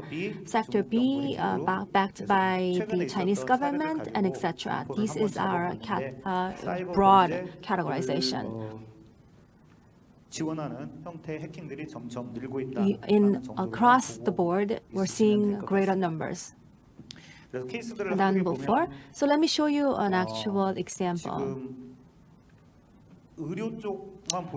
Only looking at the healthcare sector, if you look at the second bullet point, usually when it comes to medical sector, the target is one of the staff, administrative staff at a hospital. A phishing email is sent to that person, and then after certain rounds, procedures, the hacker has an access to a medical device. The ultimate goal of such an hacker would be to have information, as much information as possible from a hospital.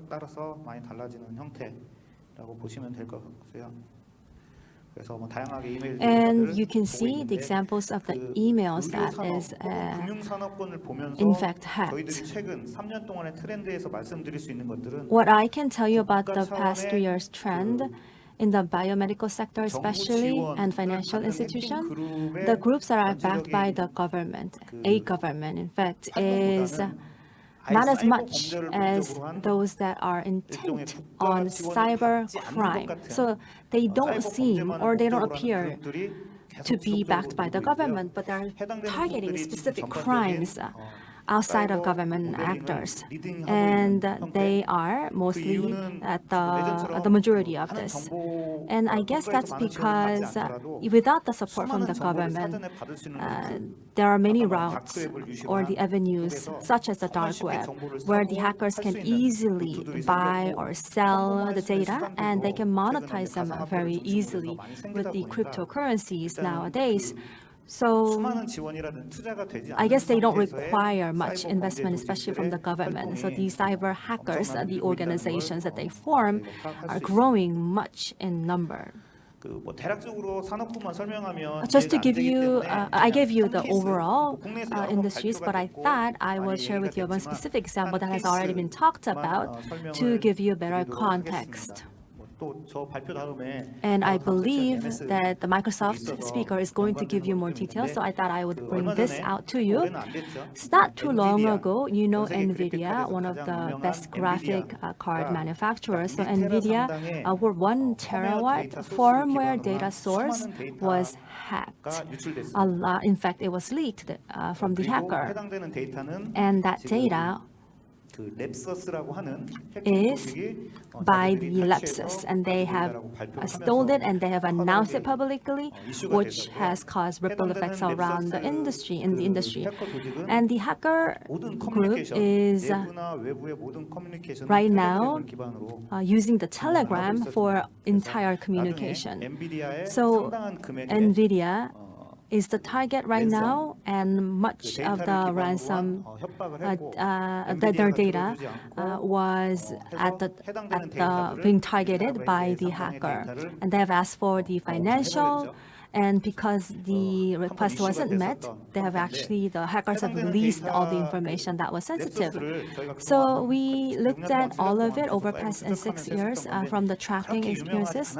In fact, this particular hacker, the Lepsus, wasn't so well known in the past.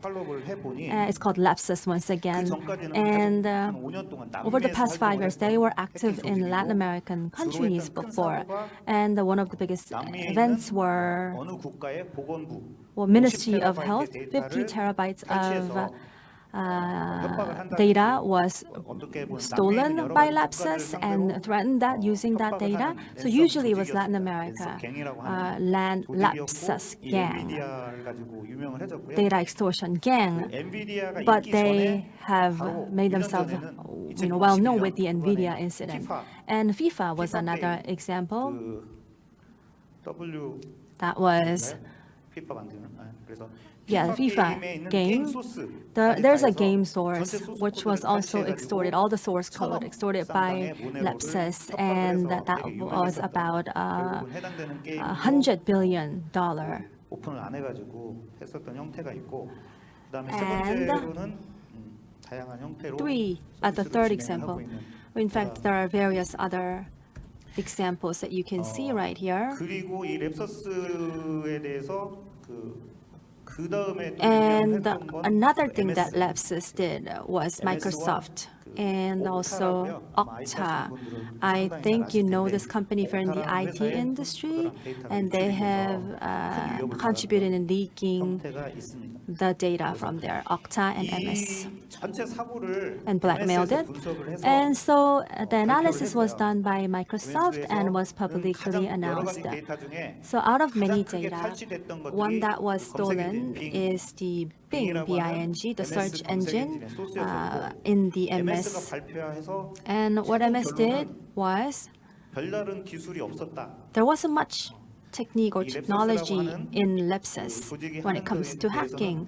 특별한 해킹 기술이라든지 So it's not a very 아주 specific 심각한 hacking 취약점을 타고 들어온 게 아니라 누구나 technique or what wasn't a serious vulnerability. It was very, very commonly used, something very actually easy and general. 진행을 했습니다. So that was the announcement by the Microsoft. And one thing 일반인의 계정 is 정보, basically just like the account information of a regular layman, VPN, and also the VPN, some portion of the VPN, not entirely. There are some vulnerabilities in the VPN and account information. So the hackers would just go step by step to acquire, in fact, steal the Microsoft 이렇게 된 information. 케이스가 So 어떻게 되냐면 아까 말씀드린 것처럼 그 필드에서 회사의 on the 큰 field, 회사일수록 the 당연히 bigger 더 the company 그렇겠지만 is, 수많은 직원들의 계정 정보, there are a lot more number of account information of the staff, and each of them can be traded at some dollars or $100. There's a market already for that transaction, and in that market, such information can easily be bought and sold at such cheap price. So the biggest trend that you can identify from the hackers is not some kind of like attacking the system itself. It's a very normal, very imaginable avenue to do it. For example, buying the information or data on the platforms like dark web. So very, very basically getting down to the human errors. For example, the account and password. And a lot of cases nowadays, we work from home, so that compromises the vulnerabilities of the VPN. So that's another thing that they're trying to make use of or take a leverage.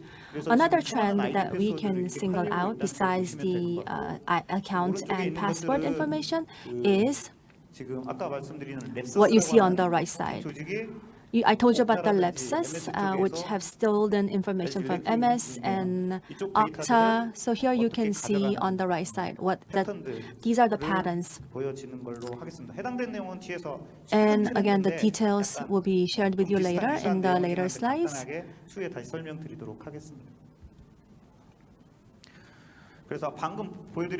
And the leaked data, usually the IDs and passwords, are traded in marketplaces very easily. And VPN information is another that's being traded very easily. And if you look at the trend, even at one platform, you can see there's about 800 from Korea out of 50,000 total VPNs, or the vulnerable IP addresses. You can see how there are so many of them, especially even from Korea. The other, what you're looking at right now is some hackers from that group was already arrested by the FBI, and that's the platform, the community, where the transaction of the leaked information is traded, taking place. That's RAID forum. This allowed for the hackers to easily sell and buy data. And it was arrested by FBI, and you can see data coming from South Korea. There's about 31 million data sets. Majority of it is the IDs and passwords, followed by the leaked information, documents, pictures. And when it comes to documents, there are different levels of confidentiality.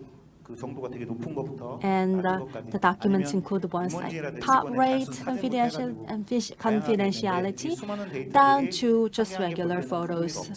They may not mean much to you individually, but when they're put together, they do have a great meaning. So it's a very serious issue. And another thing that I wanted to bring your attention to is that in the past, there was, say, millions and thousands of leaked data. But a lot of times these data are dead, so not meaningful. But nowadays, there is the ransomware-specific hackers, and what they use the most is that they prepare for about a year and two, and they attack with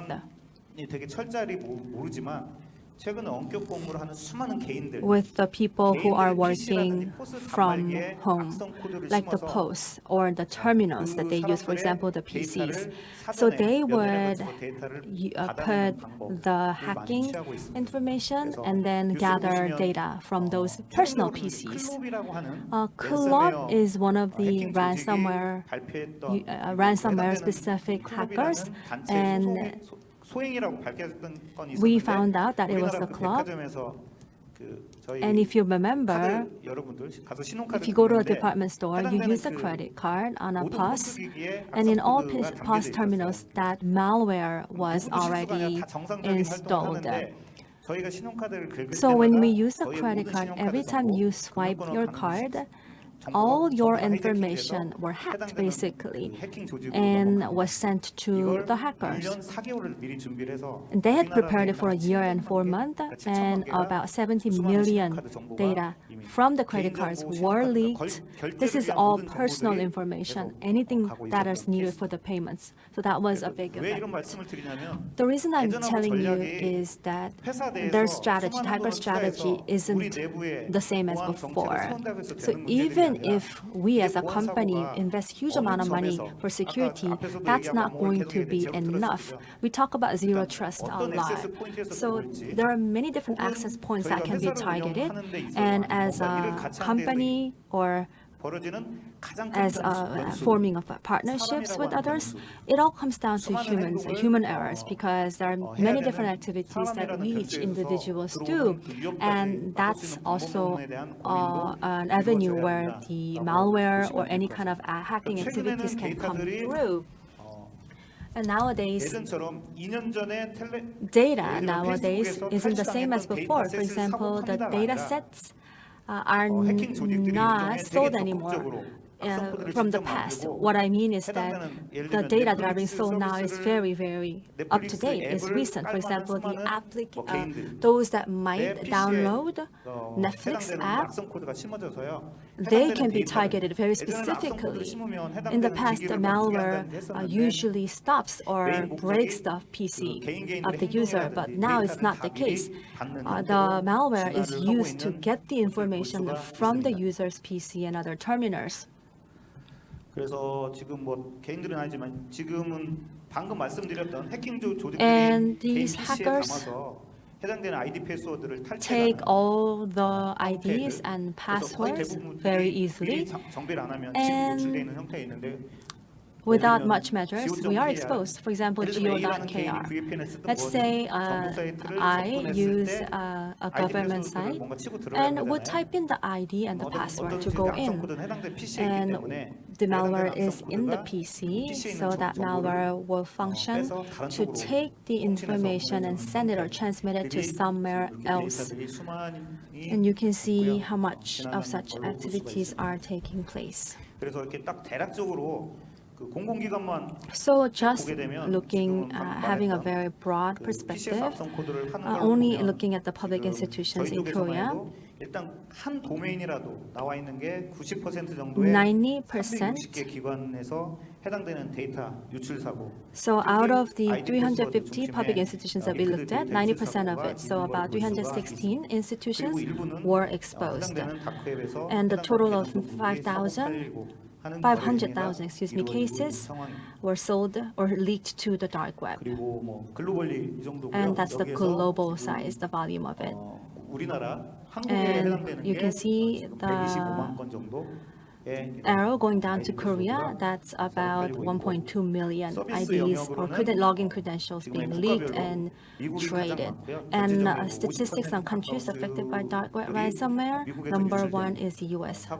So leaked mostly from the US, and Korea is about, you can see that about 19 cases. And by the industries, services, basically the IT is number one, and semiconductor or any other manufacturing industry where the documents becomes very essential. Those are some of the targeted industries. So looking at some of the interesting statistics, we see that the word ransomware was first used in 2011 and sometime around. So it's been about a decade, and we are used to this word. But when we called ransomware back then, we could encrypt and all the data. This basically is blackmailing. That was a very traditional way of using the ransomware, but nowadays the ransomware is that stealing all the data in advance and blackmailing it with that data acquired illegally. So right now, you could say, before you could say, I'm just going to give up this PC. That's not the case anymore, because all your information is already leaked and breached by the hackers through the ransomware. So it's not like you can say, I'm not going to do this, I'm not going to get into this, buy into this because I don't want to use the PC. That's not the case anymore. So the ransomware gangs first started working in the dark web in 2019. And from 2019, you can see the number going up. What that means is that it's only been about 2 to 3 years since then. So this can also be interpreted as that smaller hackers are following suit. And we're going to see a greater number of it as this trend evolves. Now, again, this is not a very, it hasn't been around for that long, and the trend is very clear. So for those in the security sector, must realize that encryption could have been the way. You could just put that all in the database, and blackmailing and asking for money. That was how it used to be. But nowadays, the files or data or IDs and passwords are already leaked, already stolen by the hackers. And parts of the data are sold in the Telegram or dark web. And then the negotiation starts. So if you, hackers will say, if you don't pay me, then I'm going to expose all that precious data. So that's the phrases usually. And if you look at the news articles nowadays, you can see how clearly that has been the trend. And if the target isn't responding to it, for example, that could be public institutions, or anything, individuals, then the hackers would just simply release all that information, which tarnishes the reputation of the victim. And I told you about the marketplace. It could be auctioned, it could be easily traded. So that's what they do as a secondary and third rounds of victimizing the targets. And most recently, what we see is that if it's not sold, then the hackers would go around with another round of attacks. DDoS, for example. So you can see that this has been the process for most of the hackers nowadays. And the leaked information is sometimes analyzed, and the most important and essential information is now sent to the competitor. We have seen the cases, not a lot, but some. It could be company-level competition, it could be government-level competition. So that has been, we've seen a burgeoning cases of that. And if it's a private company that's been targeted, then for example, from company A, there is executive B, and the naked photos of that executive can be leaked if she or he does not respond to the blackmailing of the hackers. So those are some of the examples. And you can see the hackers are diversifying their business models. And just to sum up, if you look at the images on the top, when we say security, we usually think about the third or fourth boxes on the top. And you would think that, okay, we can use the firewalls on the web server or compartmentalize the servers. But nowadays, the hackers start from the first two boxes. For example, the network, the email phishing, and the vulnerability scanning. And not only that, there's, in fact, the very first step, which is from the social networks, dark web, deep webs, and there are many marketplaces out there. And all the information are already being transacted or through the transaction. So that must be something that we have to be very careful about. And that means that because the hackers already have gained so much information, know so much about the targets, the victim is put at a very disadvantaged position. So the companies must realize that this has become a new trend. So more preemptive, as a preemptive responses, I think there could be 5 things that they can remember. So looking at the trends once again, if it's a company of a certain size or institution, there are leaked IDs and passwords, and these need to be regularly monitored. That's the first thing, regular monitoring of the credentials, login credentials, including the documents. And second is that within our IP bandwidth, there are things that could be used as a vulnerabilities. So IP address is another thing to monitor. And also, 저희가 소셜이라고 오픈 소스에서 볼 수 있는 in the open 수많은 source, 소셜에서 오는 정보. the information coming from the social networks and other social spaces. So that's another thing to monitor. Either dark web or deep web or surface web, whatever it is, 저희 시스템에 들어오기 전 단계에 수많은 데이터들을 there are again 사전에 important to remember 점검하고 that data 봐야 될 before 필요가 coming 있고요. to our 해당되는 그 network must be 속도가 checked, 늦어지면 and we should do it with speed. 지금은 이제 공격과 방어에서 Because 방해하는 시스템을 만들기가 상당히 어렵기 It's very 때문에 difficult to 일단은 defend 어떤 포인트 전에서 because attacks are coming so easy. So a more preemptive approach through the monitoring must be put in place. So I guess that's all that I have for you. Thank you very much, everyone. And the keyword here is the same, zero trust. You cannot trust anybody. And nowadays, what I can tell you is that data is being monetized, is traded financially, and the hackers are armed and equipped with many ways to monetize them. So you need to be more preemptive when it comes to responding and countermeasuring to them. And if not, there are so many access points, and there's no way to block them all.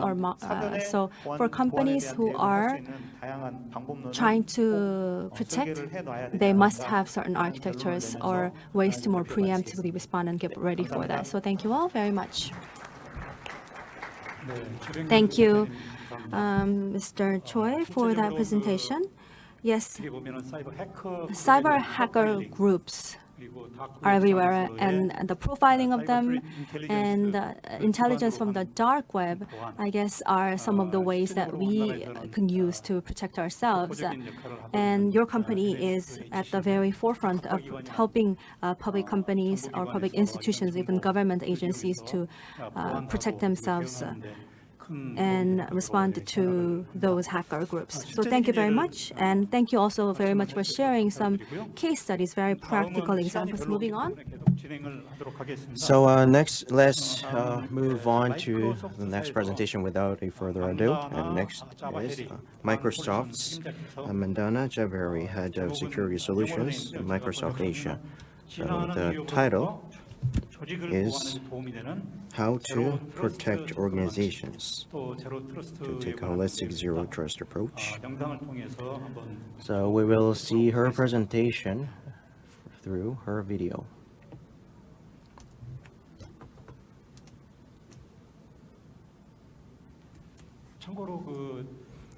And for your information, if you set channel 5, then you can listen to from English to Korean interpretation. Hi everyone, thank you so much for joining us today. My name is Mandana Javaheri and I'm the Head of Security Business at Microsoft Asia. Today I'm going to talk about the Zero Trust Foundation and how building a very holistic Zero Trust approach and framework can help our organizations protect themselves against the evolving threats out there. Security has never been more critical as it is today. As people start to transition back to the office, we expect a future where remote and hybrid work is the norm. Actually, it is already our norm. And Forrester predicts that once people have settled into their new work patterns post-pandemic, we will start to see a 300% increase in employees working remotely from pre-pandemic levels as part of this hybrid models. And according to our own Work Trend Index at Microsoft, 46% of people surveyed plan to move because they can now work remotely. What this means to our organization is that people are working on corporate networks and home networks and moving very fluidly between business and personal activities online. And for the organizations, the corporate network is suddenly without firm borders, even more than before. So employees' home networks and devices are now part of the corporate network. At the same time, the cybersecurity landscape has fundamentally changed as well. Phishing attacks have increased, firmware attacks are on the rise, the ransomware has become incredibly problematic, And couple of this with the pressures of rising costs and growing concern around investment return, business and security leaders are facing tougher choices about security than ever before. At Microsoft, every 6 months, we do research with cybersecurity leaders in order to get closer to our community and to our customers and understand their challenges. And the most recent cybersecurity research that we've done shows the top 5 cybersecurity challenges for these security leaders and the CISOs.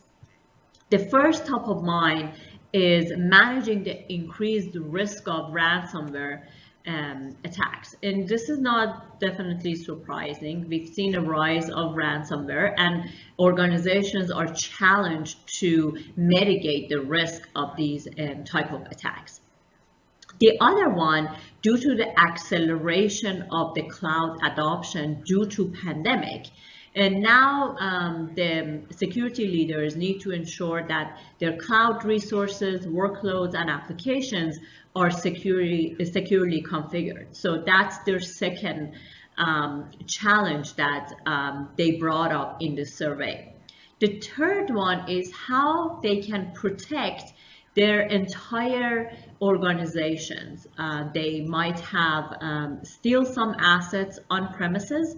They might have multi-cloud and multi-platform strategy, and they need to be able to secure everything, not just a piece of it. The other one is the shortage in the talent in the industry, which is not new, and that applies to both cybersecurity and cloud.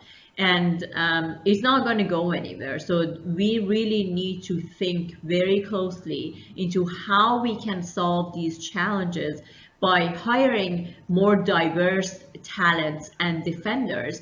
And now that because of the pandemic, the remote work is really our reality, it removes some of the boundaries of hiring people. So we can hopefully hire people in other locations and build this very diverse pool of defenders that can help us secure ourselves. And finally, the last top of mind for these security leaders is how they can have a good balance between security and productivity. And really, this shouldn't be a balance. We should be able to have both at the same time. So you can also see here some of the investments that the security leaders are willing to do and interested to do in the next 12 months, which is also aligned with some of these challenges that they're facing. And then you can also see actually the topic of interest for these leaders. And the first one is zero trust, which is also what we're going to focus on today. We believe security solutions need to empower security teams to, first of all, protect everything. We understand that customers do have multi-cloud, multi-platform strategy, and we need to be able to secure devices, identities, application, clouds with the full scale of the comprehensive solution in order to protect the entire environment and entire organization. Also, the other job of security is to simplify the complexity. We need to see the entire picture so we can prioritize the right risk and remediate the entire attack chains with a fully integrated tool set and strategic guidance, which can maximize the human expertise inside organizations. Leveraging AI, automation, and expertise, we can then detect threats quickly, respond effectively, and fortify the security posture for these organizations. And we can't really stop what we can't see. So that visibility outside in and inside out is very important. And then finally, with the peace of mind that comes with a comprehensive security solution, the customers, then they can be free to grow, create, and innovate their business. And that's really the principle and how we think about security at Microsoft. Our conversations with customers around the world have helped us identify 5 key security challenges that may be also very familiar to you. The first one is protecting identity and endpoints for strong Zero Trust foundation. Among its 6 pillars, a Zero Trust security framework should start with securing the people and the devices that they use to get their work done. Both are increasingly important as we navigate a hybrid world where employees will work from anywhere across different business and personal devices. The second one is modernizing security and defend against the threats. As we navigate the hybrid future, in addition to facing more sophisticated threats and more complex regulatory environment, security tools also need to evolve. Organizations need to stay ahead of attackers to end attacks before they happen and cause damage, which highlights the need for a unified and efficient SecOps experience and a streamlined process leveraging automation and orchestration. The third one is securing cloud infrastructure inside and outside of your cloud. The infrastructure, data, and applications built and run in the cloud are the foundational building blocks for a modern business. No matter where you are in your cloud journey, you likely utilize every layer of the cloud from IaaS to PaaS to SaaS. And more organizations today also have a multi-cloud or a hybrid strategy to maximize business impact. But at the same time, these strategies complicate security and challenges our security constantly. The fourth one is making sure we are protecting and governing sensitive data. The data, of course, is the lifeblood of any organization. How business data is handled and processed become increasingly important as the amount of data is also growing and leaving the corporate firewall in the hybrid world. So organizations really want to be equipped with the tools to understand their vast data landscape, identify, classify sensitive data to ensure proper protection, apply data loss prevention policies, and meet data compliance and regulatory requirements. And finally, managing and investigating risk. A comprehensive security approach is not just about defending external attacks, but also about addressing internal threats. Insider threats are on the rise. Sometimes they're intentional, oftentimes they're not, but the impact from either can be very costly. And because it's difficult for organizations to even spot these insider threats, much less distinguish between the routine behavior and the outlier that could be detrimental to the business, we really need tools that can intelligently identify and detect which activities are mostly likely to pose real security threats, even inadvertently. Zero Trust actually brings us back to the basics. It's a security framework that responds to the needs of individuals and organizations is in this new reality we are all in. A Zero Trust approach considers 3 key principles. The first one is verify explicitly, which means moving from assumption to explicit verification. Always authenticate and authorize based on all available data points, such as user identity, location, device health, applications, and more. The second principle is use least privilege access and adopt a policy-based access model. Limit user access to only what they really need. And finally, assuming breach. designed with the assumption that every element of our system can be breached. So we really need to focus on minimizing the blast radius for breaches and employ a security strategy to prevent lateral movement. So with Zero Trust, organizations can employ these new principles by ensuring every access request is strongly authenticated, authorized within policy constraint, and inspected for anomalies before we grant any access. Everything from the user's identity to the application's hosting environment is used to verify the request and prevent breach. And to limit the impact of potential breaches, you can apply segmentation policies, employ the principle of least privilege access, and use analytics to help detect and respond quickly to threats. So a zero trust approach should really extend throughout the entire digital state, which includes identities, endpoint, application, data, infrastructure, and networks. And it needs to serve as an integrated security philosophy and end-to-end strategy.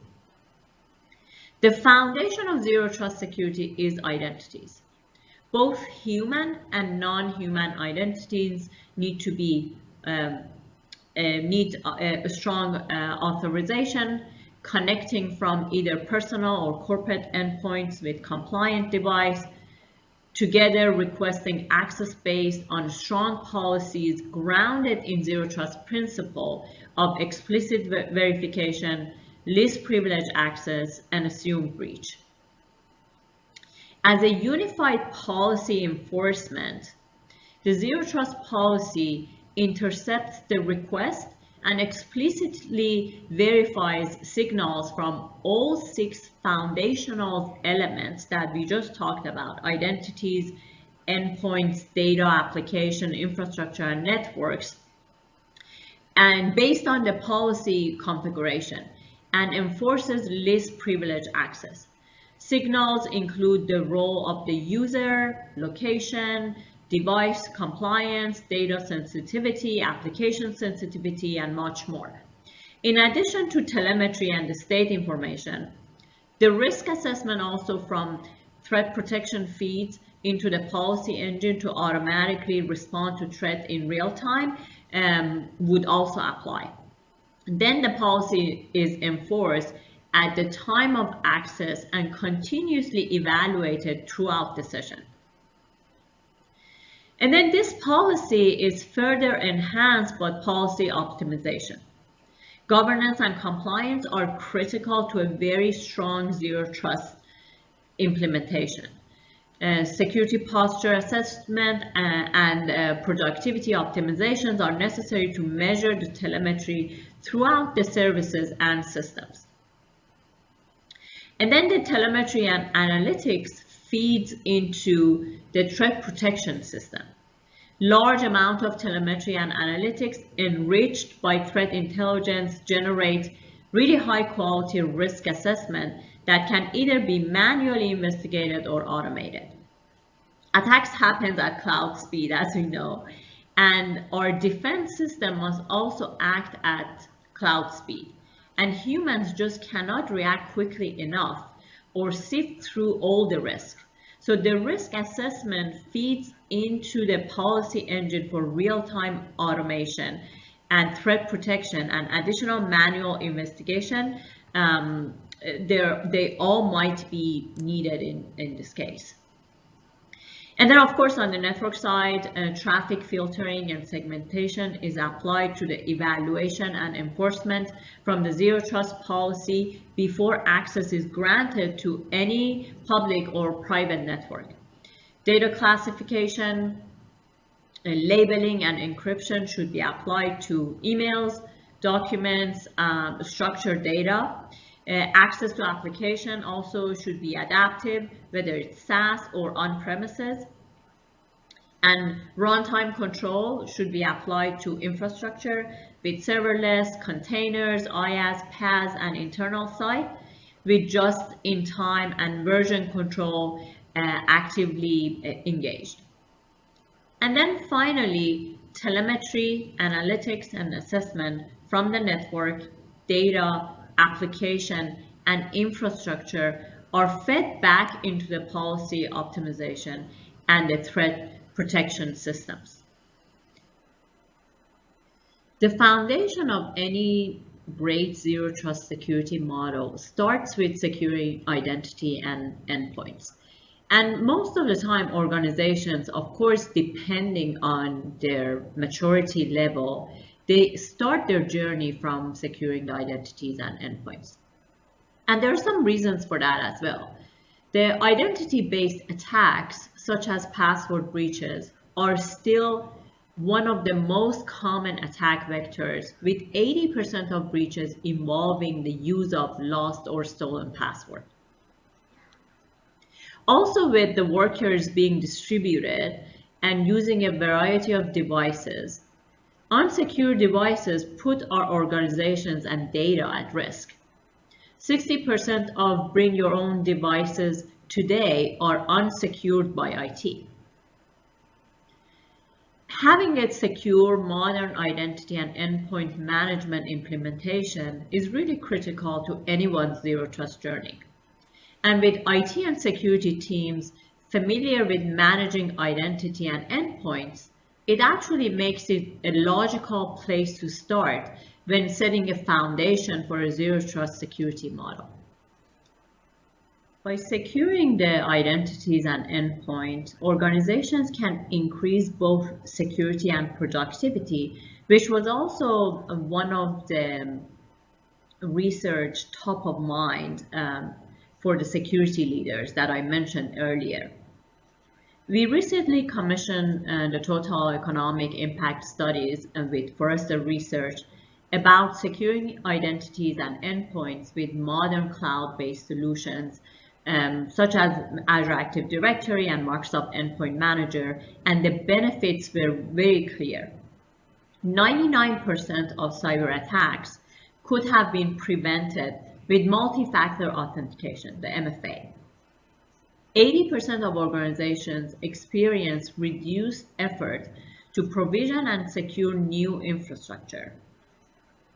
Organizations saw a 75% reduction of password reset requests by enabling self-service password reset, for example.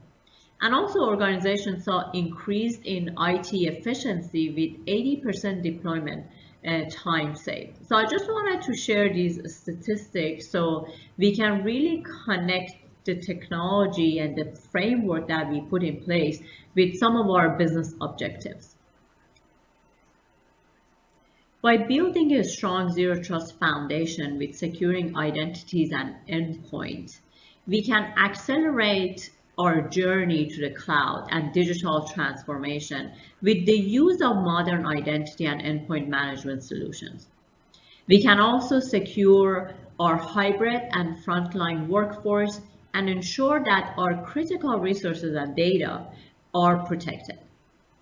The other benefit is transforming our employee experiences by providing seamless access to application and resources, which also increases the productivity of our organizations.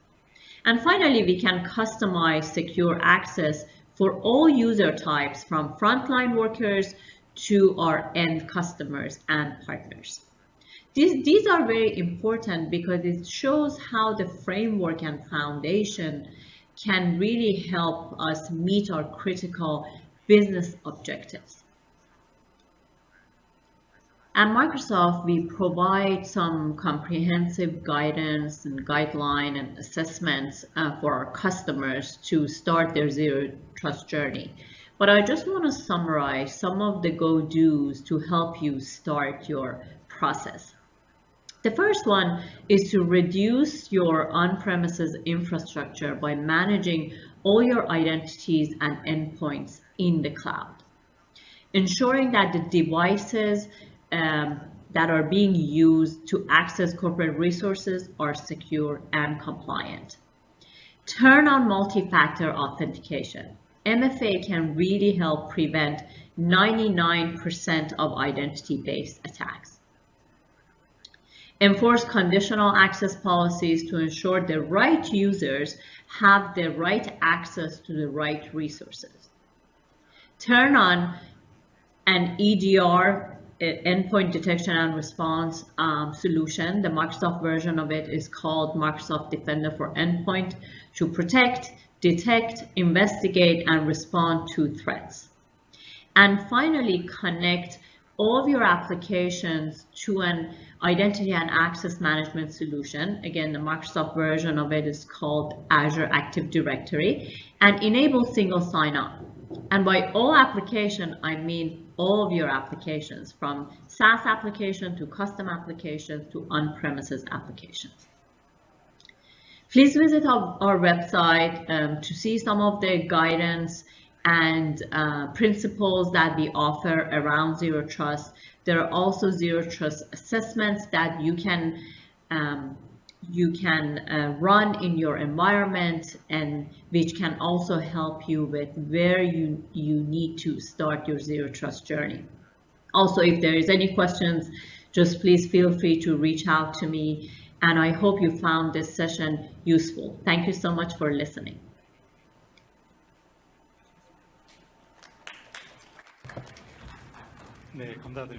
Thank you for your presentation. Thank you, Mandana, Javaheri. So that was the guidance from Microsoft Asia. So I wish that was really helpful for you all. So far, we have listened to 3 presenters' presentation, which was session 2 of Track C. Thank you for your listening. So I'll pass on my microphone to the moderator. Thank you very much, moderator. This brings us to the end of the afternoon session of the Track C of ICIS 2022. We would like to give special thanks to the moderator and the speakers, as well as everyone here in the audience. Thank you all very much. And listening to the presentations, I was reminded of the importance of the information protection. So, ladies and gentlemen, thank you all very much. Goodbye. And for those of you who have joined us here with us at the venue, we do have a lottery. And if you go to the track B, which is right next to us, you'll get the results of the lottery. And I believe the doors open now, so please do enjoy the lottery. And once